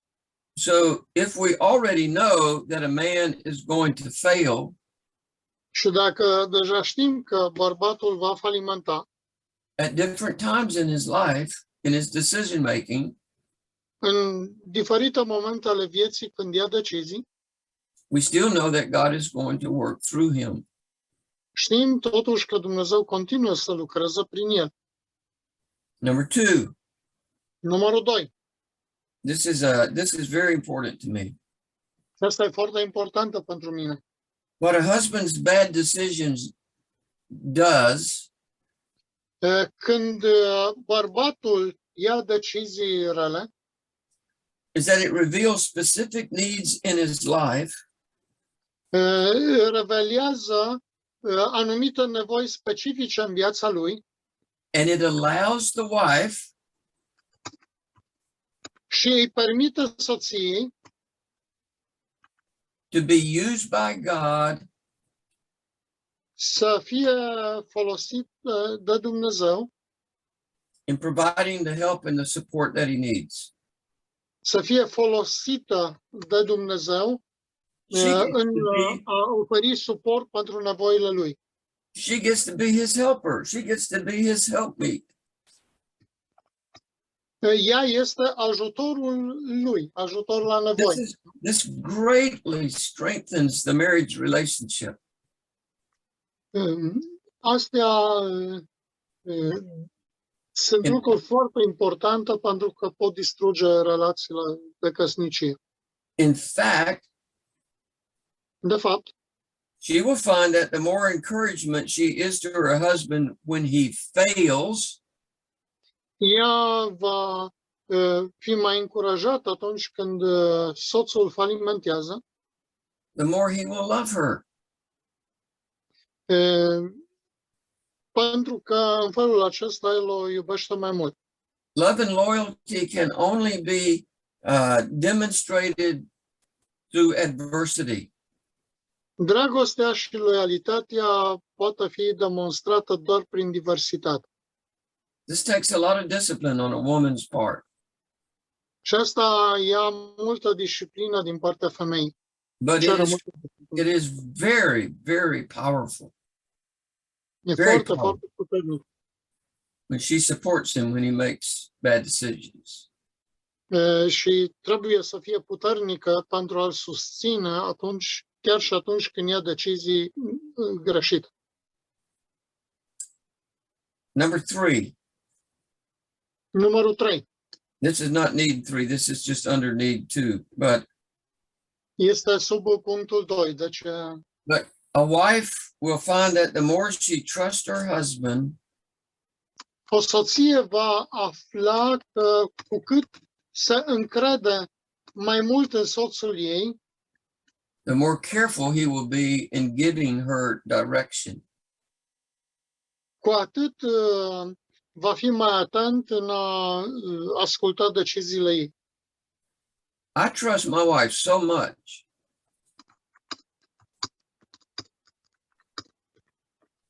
Eu mă încred în soția mea foarte mult. that I don't feel it doesn't feel necessary to me to give her a lot of direction. Dar nu simt nevoia și nu consider necesar ca ea să-mi dea multă îndrumări. In the same way that I want her to trust me, I trust her. În felul în care ea se încrede în mine, mă încred și eu în ea. I cannot remember the last time that my wife and I had an argument. I can't remember it. Nu pot să mă amintesc când am avut vreo dispută, vreo neînțelegere cu soția mea. We have disagreed on things, Putem să avem dezacorduri cu privire la anumite lucruri, but we don't argue about things. dar We don't nu argue. argumentăm cu privire la el. It's not a matter you're right and I'm wrong. Nu e o problemă de eu sunt greșit și tu ai dreptate. We have a relationship that's built on trust, even when we Avem fail. o relație care este bazată pe încredere. I want you to think that a man thinks more in terms of long-term achievement. Ceea ce îl face pe om este o perioadă lungă de acumulări. But a woman thinks more in terms of immediate needs that she has in the home. Femeia are tendința de a vedea lucrurile în nevoile urgente. Women just have different priorities, Femeile au priorități diferite, and so you have to exercise some patience during times of pressure. așa că trebuie să exersezi, să iei decizii sub presiune. All right, need number 3. Nevoia numărul 3. A husband needs a wife Soțul are nevoie de o soție who will continue to develop care să continue să dezvolte both inward and outward beauty. frumusețe atât interioară cât și exterioară. Okay, let's talk about personal appearance. Haideți să vorbim despre aparența personală, deci aspect. I think a wife should spend some extra time and effort on her appearance. Cred că femeia petrece mai mult timp în a se îngriji de aspectul ei. I know some men who have wives that don't seem to care about their appearance. Cunosc bărbați care au soții care nu pun preț pe cum arată. In a sense, I kind of feel sorry for the husband. Într-un anumit sens, îmi pare rău de acei bărbați. I don't know if this is happening in Romania, Nu știu dacă se întâmplă asta în România, but in America, dar în America there are so many women, even some men, există atât de multe femei și chiar unii bărbați who go shopping in their bedroom clothes. care merg la cumpărături în pijamale. Are they doing that in Europe? Se întâmplă și în Europa? Not really. Yeah, in their trainings. În In what? training. What does that mean in training? Sportwear. Like jogging. Football or jogging. Listen, people wear bedroom clothes to go to Walmart, to go get groceries. Când oamenii merg la Walmart, cum e la noi Kaufland sau You'll never la see my magazinul wife. You'll never see my alimentar wife in bedroom clothes. I can assure you. Do you mean pajamas or? What? So she needs to ask what it is that her husband likes regarding her appearance. My wife does this all the time. Soția mea când se duce la cumpărături mă întreabă tot timpul, ce zici, cum arăt? E bine? I probably buy 80% of my wife's clothes for her, 80% at least. Probabil că 80% din hainele pe care le poartă le-am cumpărat eu. I have better taste than she does. Am gusturi mai bune decât are ea. I do. Da, asta e adevăr. And I know what looks good on her and what doesn't look good on her. Vreau ca să arată bine și ea nu știe tot timpul ce arată. Let me see if I can see it. She's got that long black hair. Are părul Way down here. negru, vedeți aici în poza asta. She looks so much better in bright clothes. Și din cauza asta, ea arată mult mai bine în haine deschise. Now, I want to say something that would offend some women. Nu vreau să ofensez pe unele femei. I believe that a woman ought to dress to please her husband. Cred And că not his friend. Sofia trebuie să se îmbrace în așa fel încât să-i placă soțului ei. I know that we can't stop the aging process, and some a godly wife, they're going to gain weight, all that kind of stuff.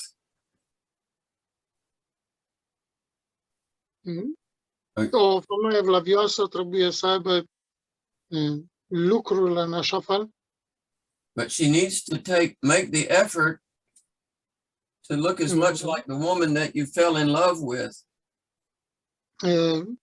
să fie simplă, dar în același timp trebuie să își dea silința să fie plăcută soțului ei.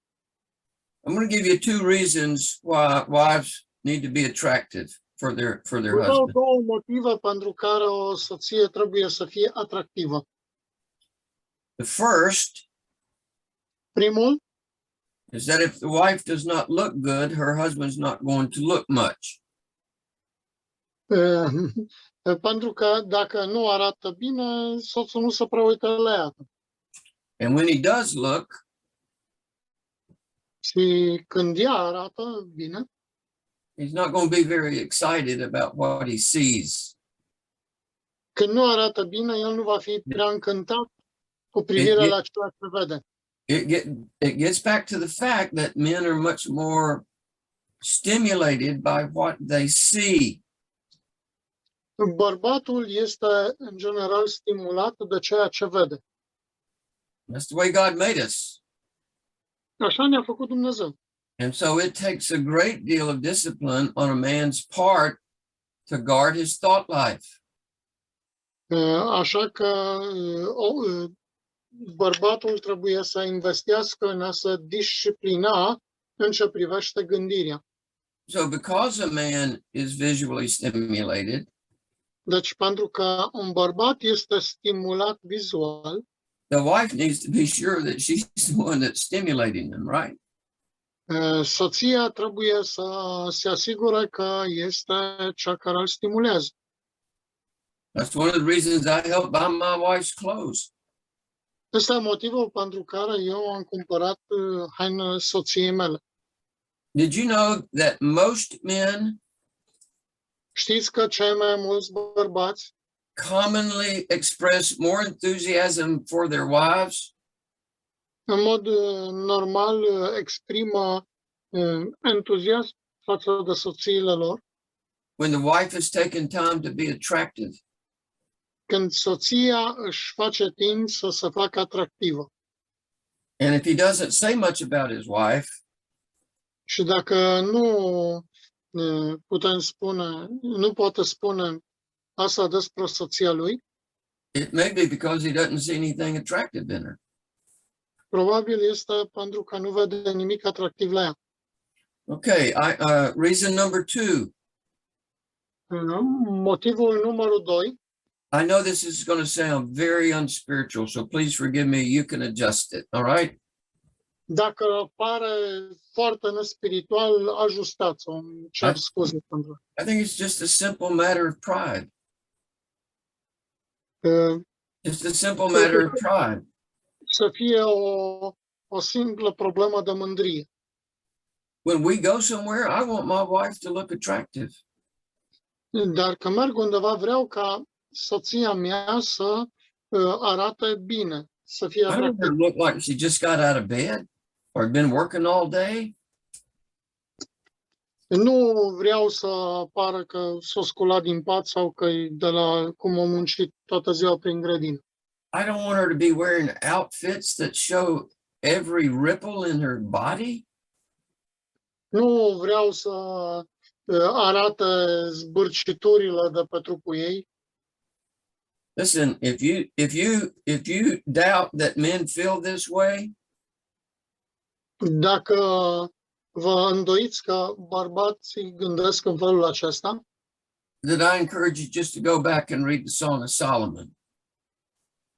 vă îndemn să mergeți să citiți Cântarea Cântărilor. Where Solomon praises his wife Solomon își laudă soția for all of the physical characteristics that she has. pentru toate caracteristicile fizice pe care le are. Let me say it in a different way. His wife turned him on, right? Lăsați-mă să spun diferit. Soția lui îl întoarce pe dos. By the way that she dressed, the way that she talked, Prin felul în care se îmbracă, prin felul în care vorbește, by the way that she took care of herself. îl tulbură prin modul în care își poartă de grijă. It literally turned Solomon on. Literar îl tulbură. All right, I want to give you 4 elements of physical attractiveness that every wife should consider. Și aspectul fizic ar trebui ca orice soție să-l ia în considerare. The first, and I know that some women would shoot me, Și în primul rând știu că unele femei mari împușca. but I think the first element is weight control.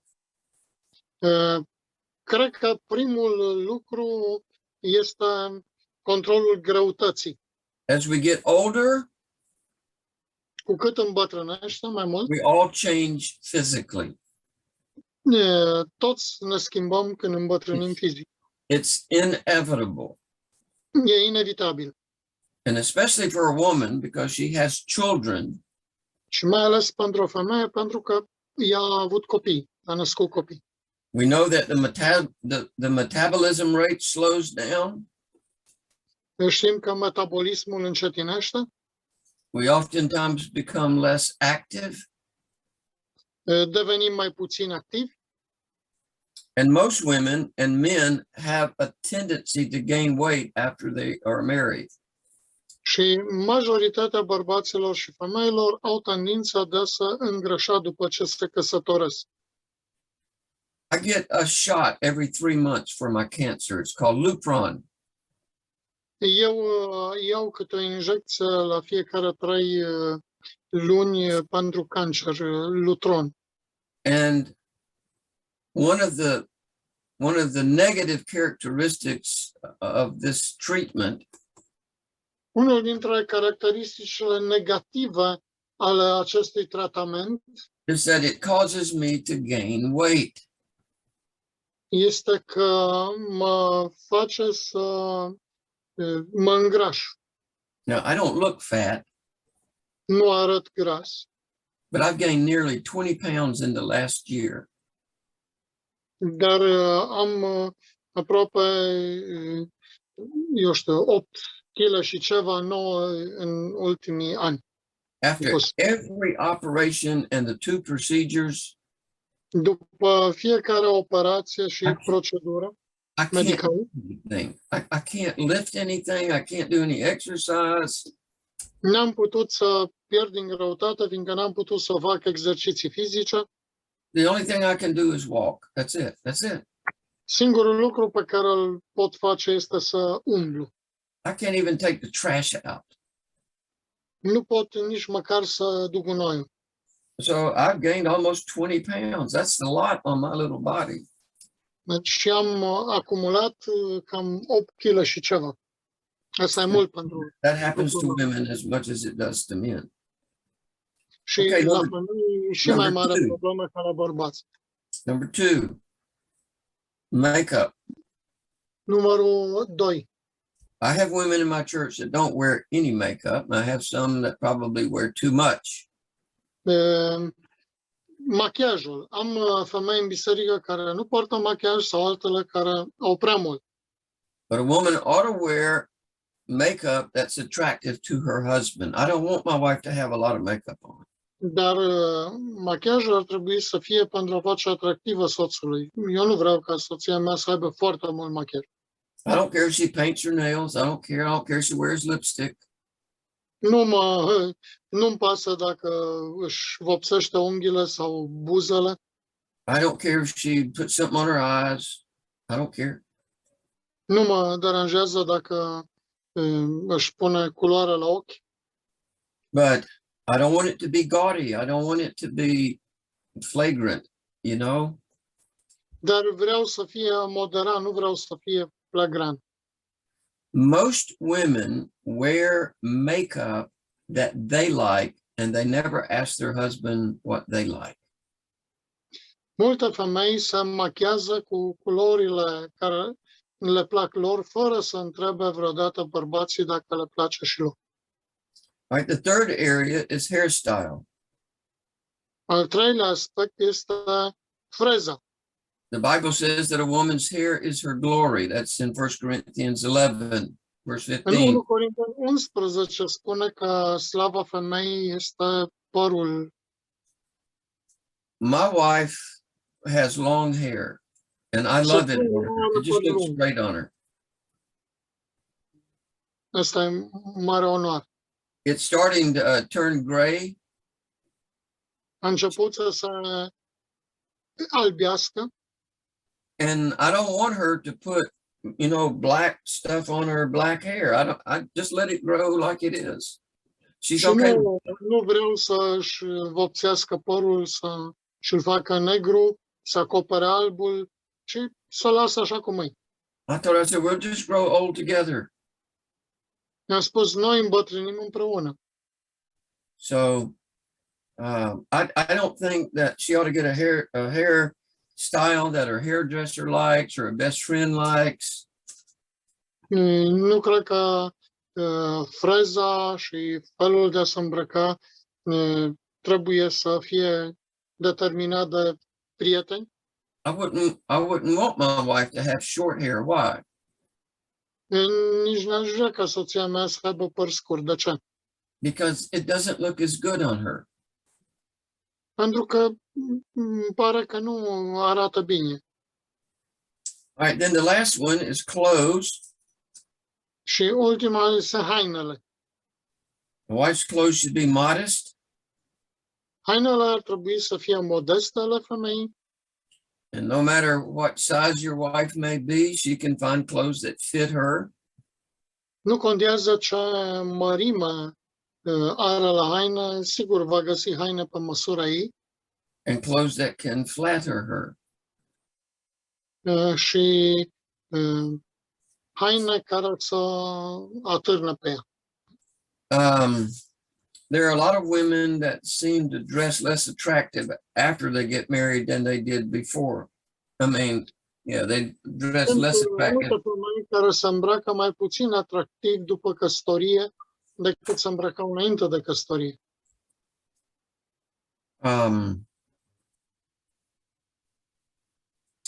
I want to talk for just a minute about the home. O să I tell you what, let's stop here and then we'll come back. My alarm will go off. ora următoare. Hey, does anybody have any questions? Are cineva întrebări? I need some feedback if you even think this is helpful. Ja feedback dacă găsiți de ajutor lucrurile care le prezint aici. Yes. Do you have this stuff written in detail in your course? I do. I've got all of this in the course. I'll send it to your Okay. in the area.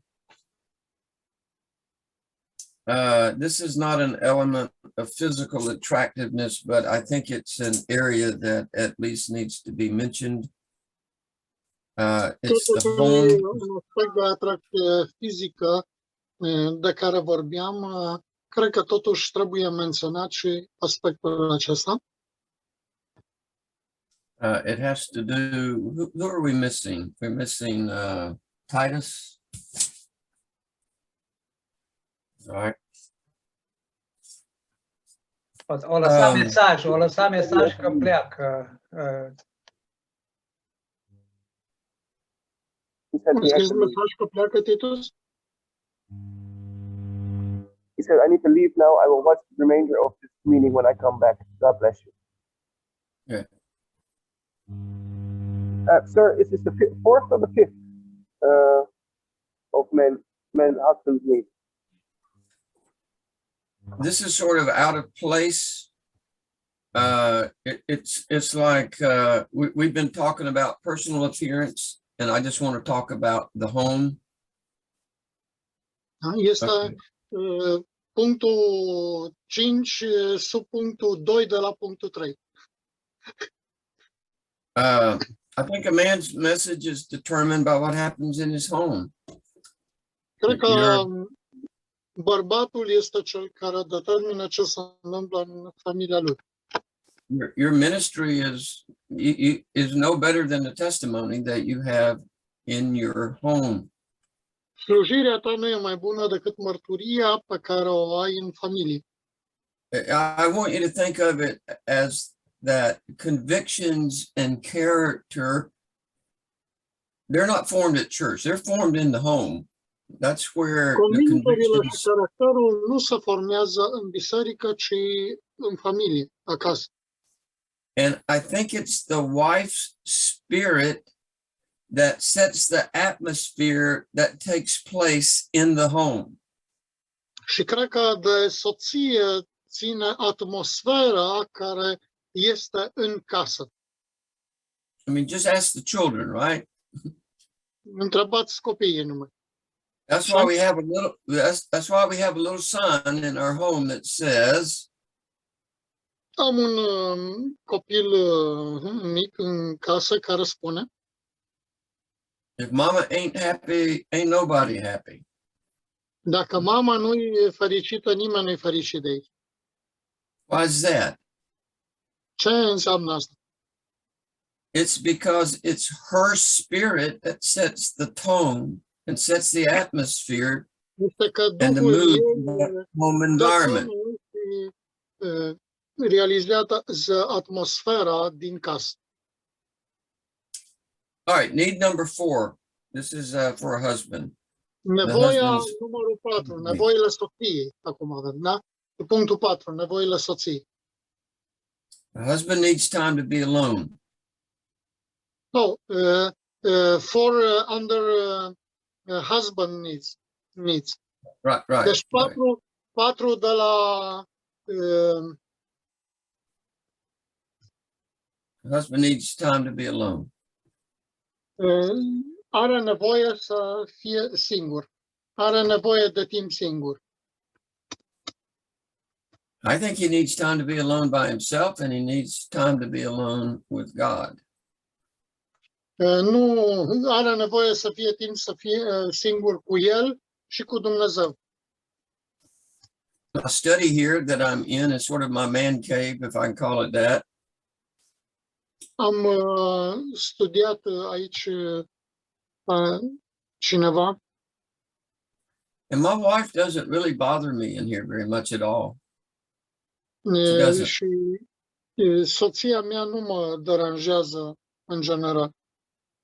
She knows that when I'm studying and praying and just preparing messages, Mă rog, she just doesn't bother me.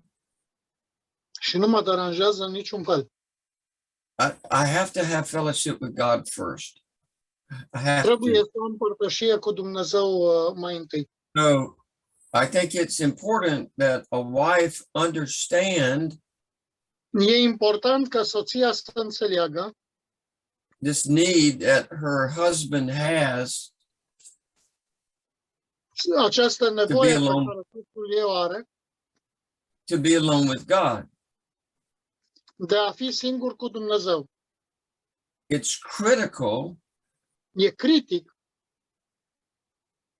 His success, let me say it a different way. His success is critical. It's directly related to his relationship to God. Maybe it's the best way to say it. Succesul lui e direct legat de relația cu Dumnezeu. So here's what the wife has to understand. Și soția trebuie să înțeleagă lucrul ăsta. The richer a man's fellowship with God, Cu cât e mai bogată părtășia unui om cu Dumnezeu, the sweeter will be his fellowship with his wife. cu atât va fi mai dulce părtășia lui cu soția. The richer a man's fellowship with God, Cu cât e mai bogată părtășia bărbatului cu Dumnezeu, the sweeter will be his fellowship with his wife.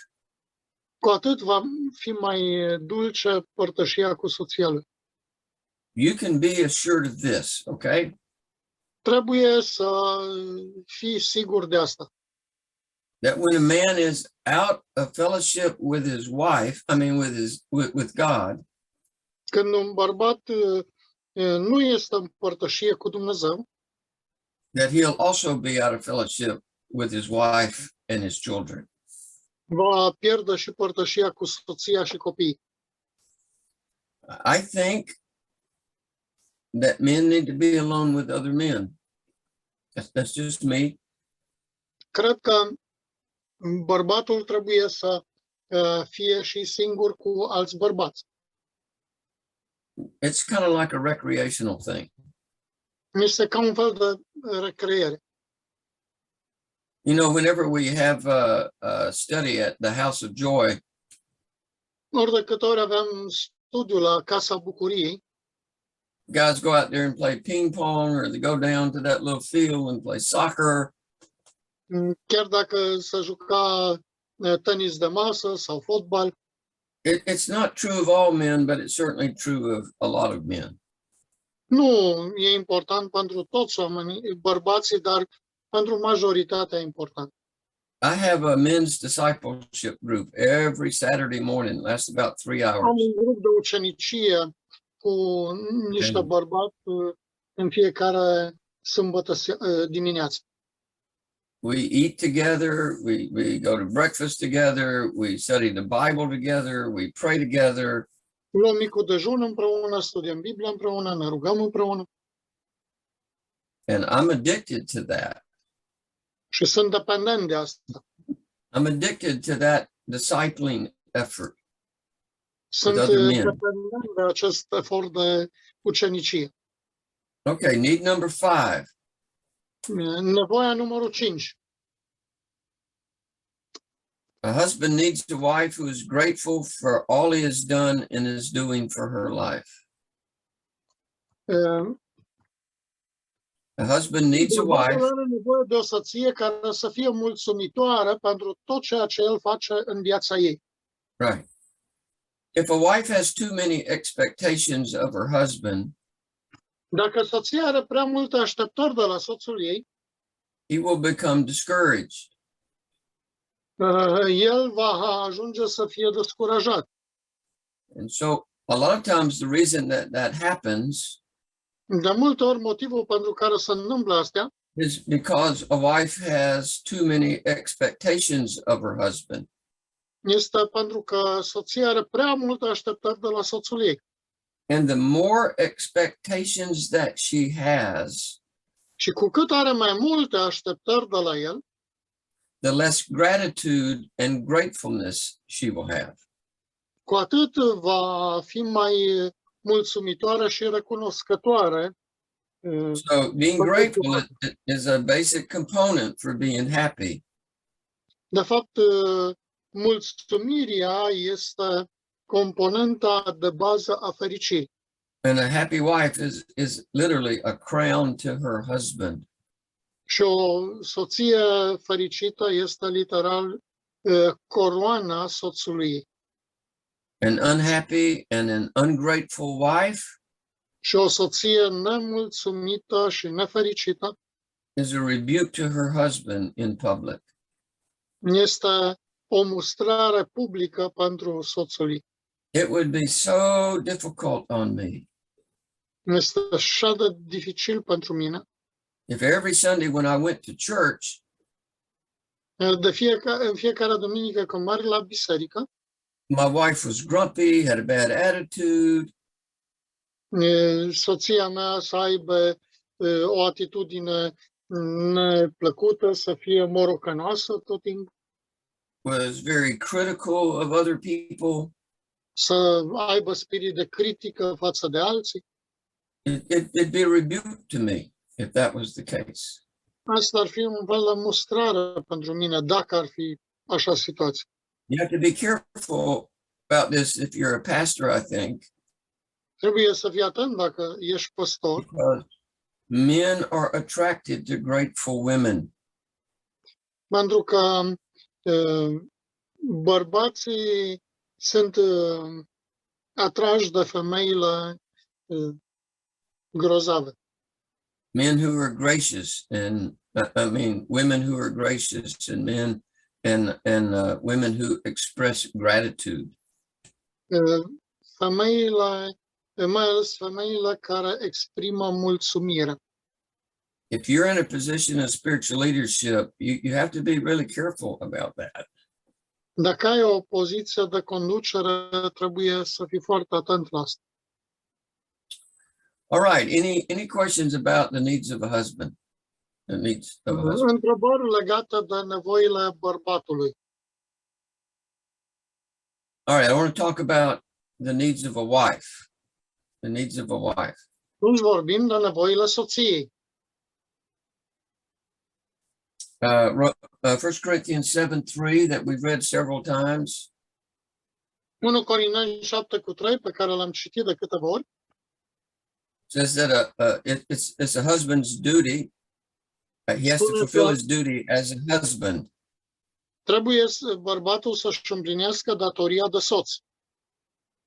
Now, meeting the needs of your spouse is one of the basic purposes of marriage.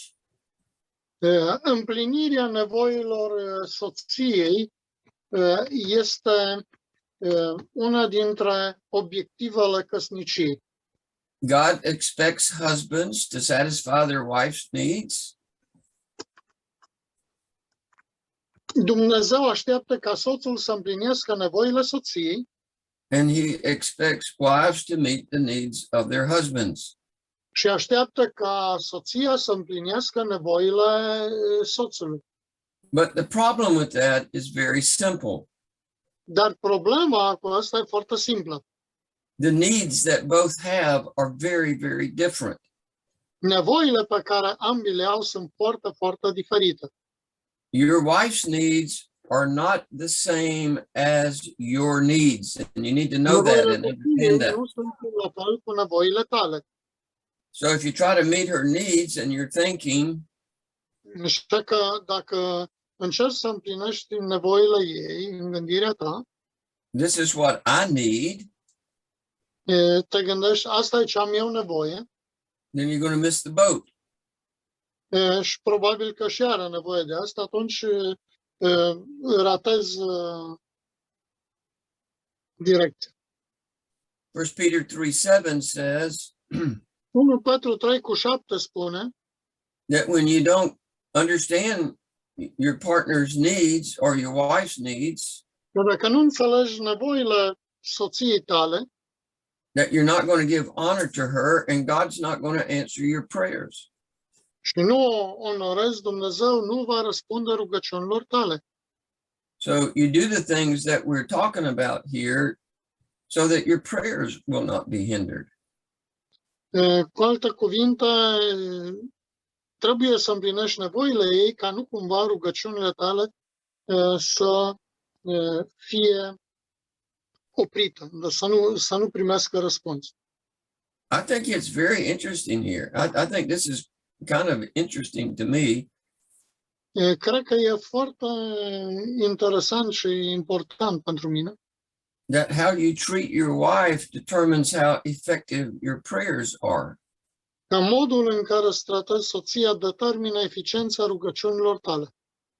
Now, everybody turn to 1 Peter 3:7. Haideți să deschidem cu toții la 1 Petru 3:7. 1 Peter 3:7. 1 Petru 3:7. Let me get there.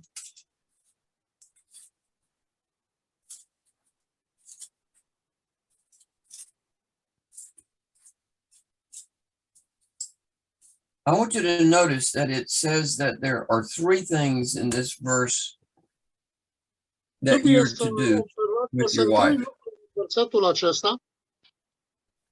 The first thing it says that you're to dwell with them with understanding. That's number one. Aici trebuie să vă purtați cu înțelepciune sau să trăiți cu înțelegere. So Înțelegând. number one is understand your wife.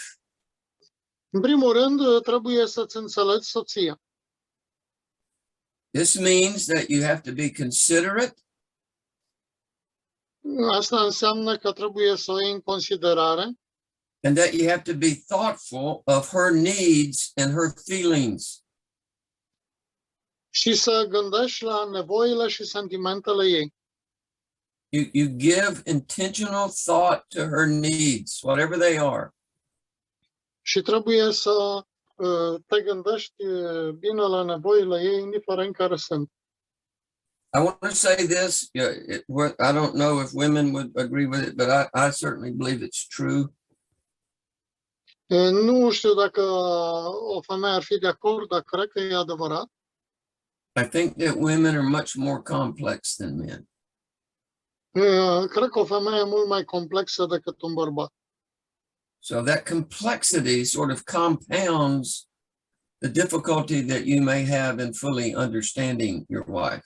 Și complexitatea ei îți va crea problemă în a înțelege pe deplin felul ei de a fi. Secondly, it says that you are to dwell with them. You're to dwell Apoi with se them. spune că trebuie să conviețuiești cu ea. This means that you are to spend time with your wife. Asta înseamnă că trebuie să petrești timp cu soția ta. My wife is my best friend. Soția mea e cea mai bună prietena mea. We do everything together. We go every place together. Facem tot împreună, mergem peste tot împreună.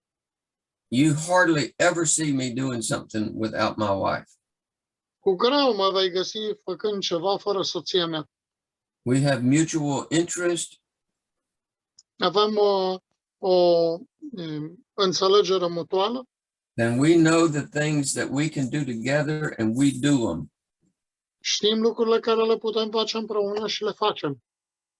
The word dwell actually means that you are sharing your life with somebody. You're sharing your life. A locui cu cineva înseamnă a împărtăși viața cu cineva. And you cannot share your life with somebody if you don't do things together. Și dacă nu împărtășești viața cu cineva, nu poți face lucruri împreună. Some things that, you know, some men, the only things they share with their wives is their meals and their bed. Mulți, singurul lucru care îl fac împreună cu soția este să ia masa și să doarmă împreună. And then Împart thirdly, mâncarea și patul. it says that you are to give honor to your wife. You're to respect your wife. You're to respect Apoi her. spune să dai cinste femeii. Study after study after study Studiu după studiu has shown that the number one factor in how a wife feels about her husband arată că factorul numărul 1 cu privire la ce simte soția cu privire la soțul ei is how he responds to her, how he respects her, how he, in this term, în care el îi răspunde, cum o respectă, cum o tratează. how he actually honors his wife. Cum își onorează cu adevărat soția. It would certainly include how you speak to her. Și cu siguranță că asta include modul în care vorbește cu ea. I am not going to speak to my wife in a demeaning way. I am not going to do that. Nu vorbesc niciodată cu soția mea într-un mod nepotrivit, răutăcios. I'm not going to speak that way to her. I'm just not going to do it. Nu vorbesc cu ea în felul ăsta. I'm going to treat her with great respect and great honor. She's my queen. Vreau să o tratez cu mult respect și să o cinstesc ca regina mea. I never let my wife open the door, ever, ever. Nu o las pe soție să deschidă ușa niciodată. Open the car doors. I open the doors at house, the doors in a store. Deschid ușa la mașină, la magazin, la casă. I've told her all the time. I said the Queen of England never opens the car door, ever. Îi spun mereu, regina Angliei nu deschide niciodată ea ușa mașinii. And you're my queen. Tu ești regina mea. And I'm going to open the door for you. Don't get out of the truck. Do not get out of the truck until I come around and open the door for you. Eu deschid ușa, să nu te cobor din camionetă până nu îți deschid eu ușa. I even buckle up the seatbelt for my wife. De multe ori îi așez, îi închid sau îi deschid centura de siguranță. So every time that you demonstrate and express appreciation for your wife, De fiecare dată când exprimi aprecierea față de soția ta, you make her feel much more valuable. That's important. o faci să se simtă mult mai importantă și de valoare în ochii tăi. All right. I want to give you the 3 basic needs of a wife. Vreau să vă dau 3 nevoi de bază ale unei soții. Need number 1. Nevoia numărul 1. Your wife needs your affection. Soția ta are nevoie de afecțiune. This is the one thing that a wife cannot do without is affection. Singurul lucru fără de care femeia, soția nu poate trăi afecțiune. I would say that affection is the cement of a marriage. It's what holds it together. Afecțiunea este cimentul căsătoriei care ține lucrurile împreună. We're not talking about sporadic or occasional affection. Nu vorbesc despre o afecțiune sporadică, ocazională. We're talking about continuous affection every day, all Și day. vorbesc despre o afecțiune continuă în fiecare zi. It starts in the morning when you get up, it ends at night when you go to bed. Începe dimineața când te ridici din pat și se termină seara când te pui în pat. Many nights when my wife and I get in bed to go to sleep and I'm tired, În multe seri, când mă duc în pat să mă culc și sunt obosit, we just reach over and hold each other's hands and tell each other how much we love one another. ne luăm de mână și ne spunem unul altuia cât de mult ne iubim. When you give continuous affection, it symbolizes Dacă tu oferi afecțiune continuă, aceasta simbolizează security, simbolizează siguranță, comfort, confort, mângâiere and approval. și aprobare. So when you show affection to your wife, you're sending a very powerful message to her. Deci când îi arăți afecțiune soției, transmiți un mesaj foarte puternic. You're saying to her, I care for you. Îi spui, îmi pasă de tine. I'll take care of you. Eu am grijă de tine. I'll protect you. I'm concerned about your needs. Te voi proteja. Sunt preocupat de nevoile tale. I'm proud of you. Sunt mândru de tine. Go to Colossians chapter 3 and verse 19. Mergeți la Colosani 3 cu 19. Colossians 3:19.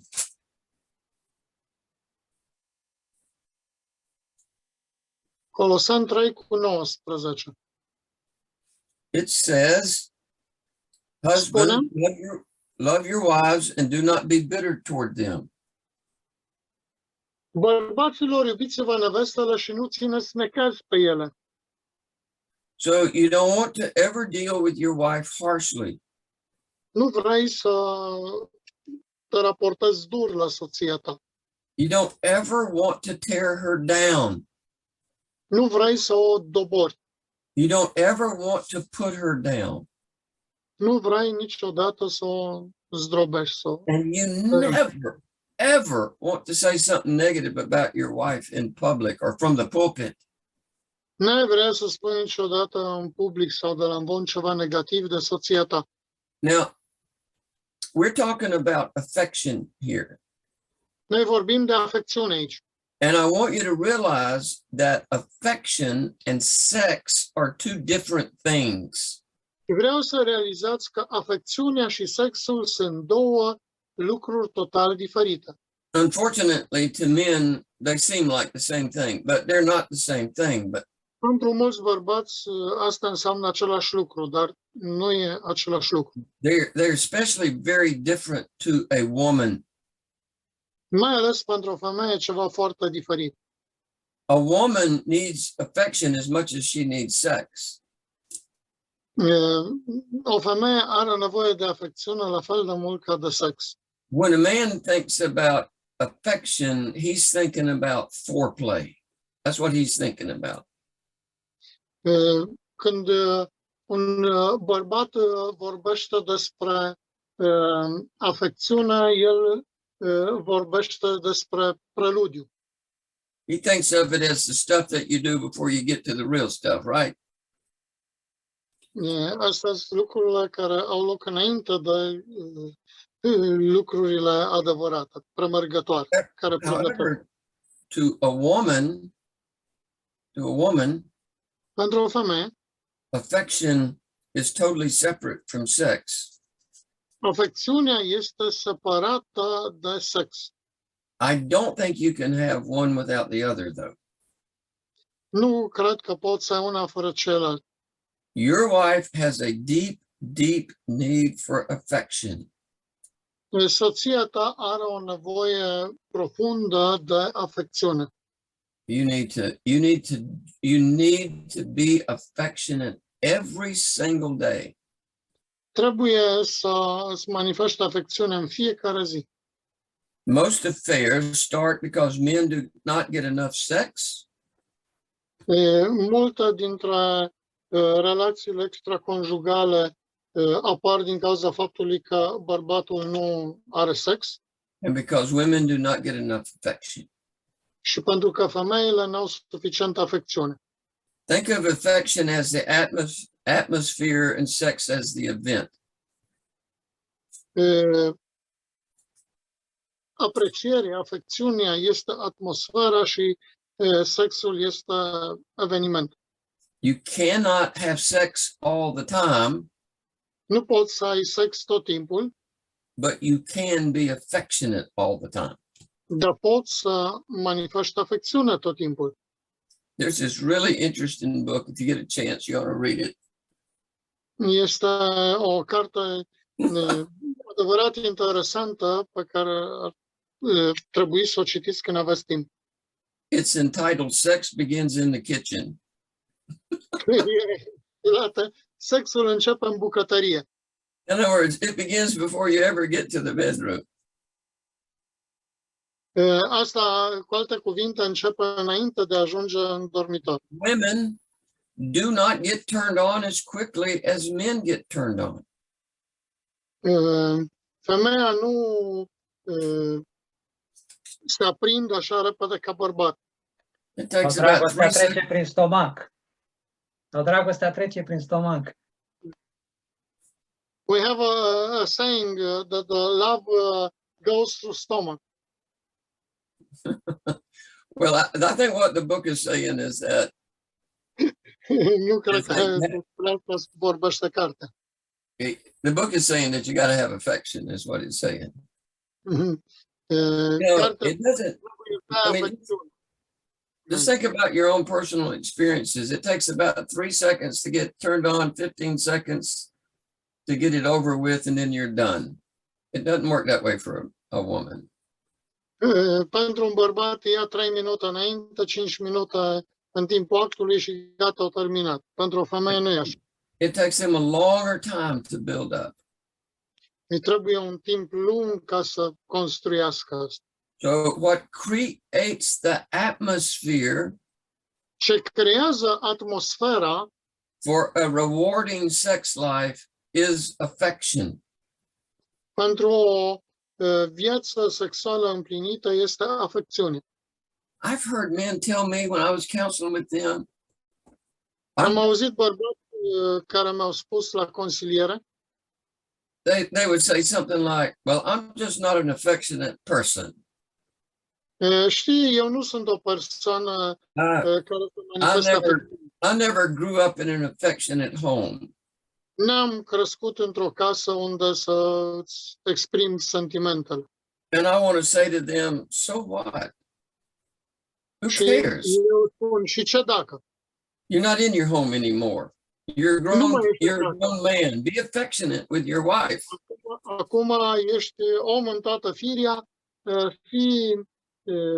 eu să manifest afecțiune față de soția ta. You have to learn to be affectionate. Trebuie să înveți cum să manifesti afecțiune. Affection is a habit. I would call it a lifestyle that you develop in your home. Afecțiunea este un obicei, aș putea zice, un stil de viață pe care tu trebuie să-l dezvolți. If you're not used to it, it takes some time to develop a good habit. Ia ceva timp ca să-l dezvolți. It includes hugs and kisses and caresses and affection. Implică sărutări, îmbrățișări, încurajări, afecțiuni. My wife and I leave notes for each other all the time. I've got them just around the wall here. They're taped up. She's got all kinds of notes that I leave her. Soția mea, pretutindeni aici, găsește bilețele pe care îi le las. I want to give you 4 ways to show affection, okay? I may not get through, but I'm going to Vreau get să vă 4 ways to prezint show 4 affection. feluri în care îți poți manifesta afecțiunea. Number 1, you show affection by your words. You show affection by your words. Poți să arăți afecțiune prin cuvinte. Prin cuvintele tale. Every wife needs a steady diet of compliments. Fiecare femeie are nevoie de o dietă susținută de complimente. I bet I tell my wife, I bet I compliment my wife 50 times a day. I'm not exaggerating. Cred că îi fac, eu știu, 50 de ori complimente pe zi soției mele, nu exagerez. Every time I get up at the break, I go out to my wife and I say affectionate things to her. De fiecare dată când e pauză, ies și îi spun soției mele ceva cu afecțiune.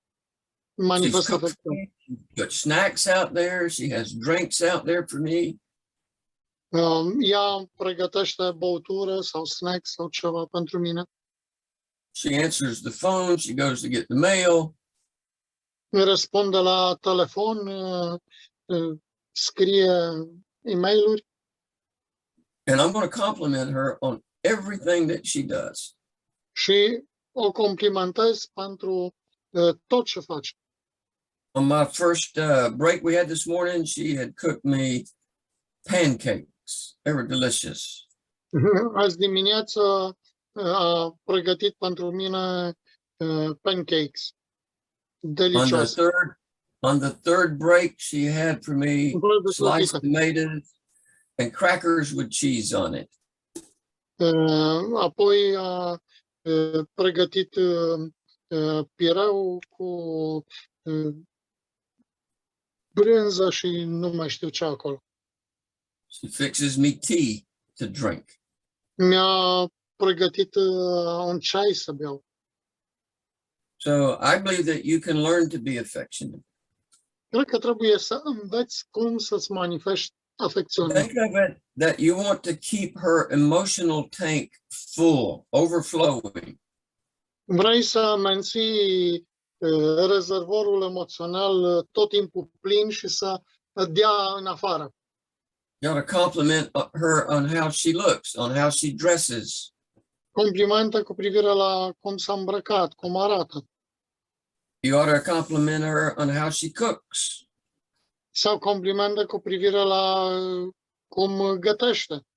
Or how she talks to you, or how affectionate she is to you. Sau cu privire la ce-ți spune, cum manifestă ea afecțiune. You ought to compliment her on how she raises the children. Poți să o complimentezi pentru felul în care crește copiii. On how well she keeps the house. Sau cât de bine ține casa. You know, I was thinking about Solomon in the Song of Solomon. Gândiți-vă la Solomon în Cântarea Cântărilor.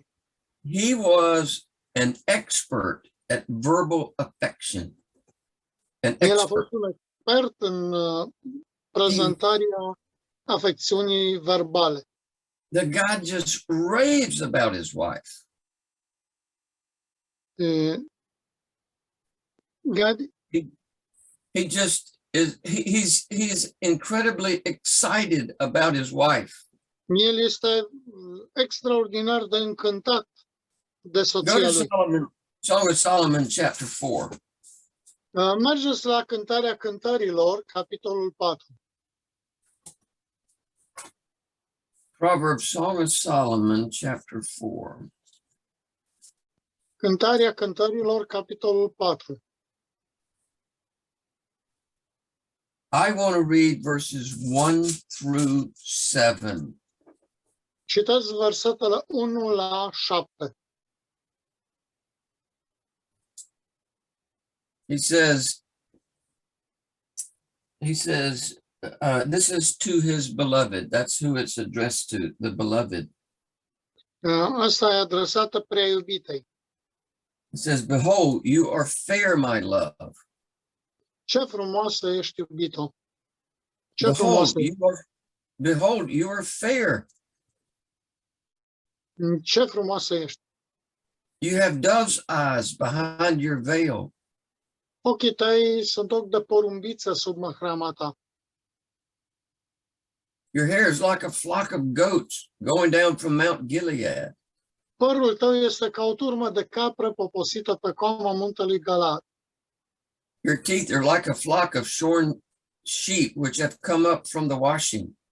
Dinții tăi sunt ca o turmă de oi tunse care ies din scăldătoare. Every one of which bears twins, and none is barren among them. toate cu gemeni și niciuna din ele nu este stearpă. Your lips are like a strand of scarlet, and your mouth is lovely.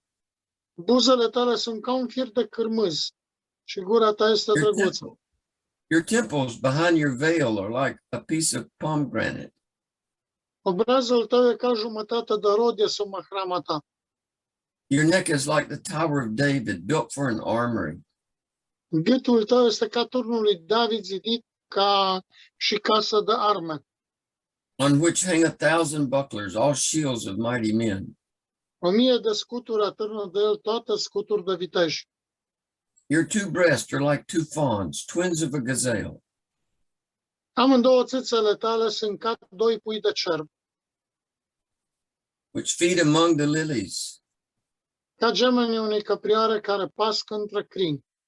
until the day breaks and the shadows flee away.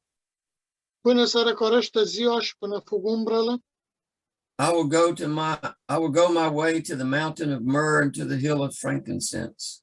voi veni la tine munte de mir și la tine deal de tămâie. You are all fair, my love, and there is no spot in you. Ești frumoasă de tot, iubito, și n-ai niciun cusur.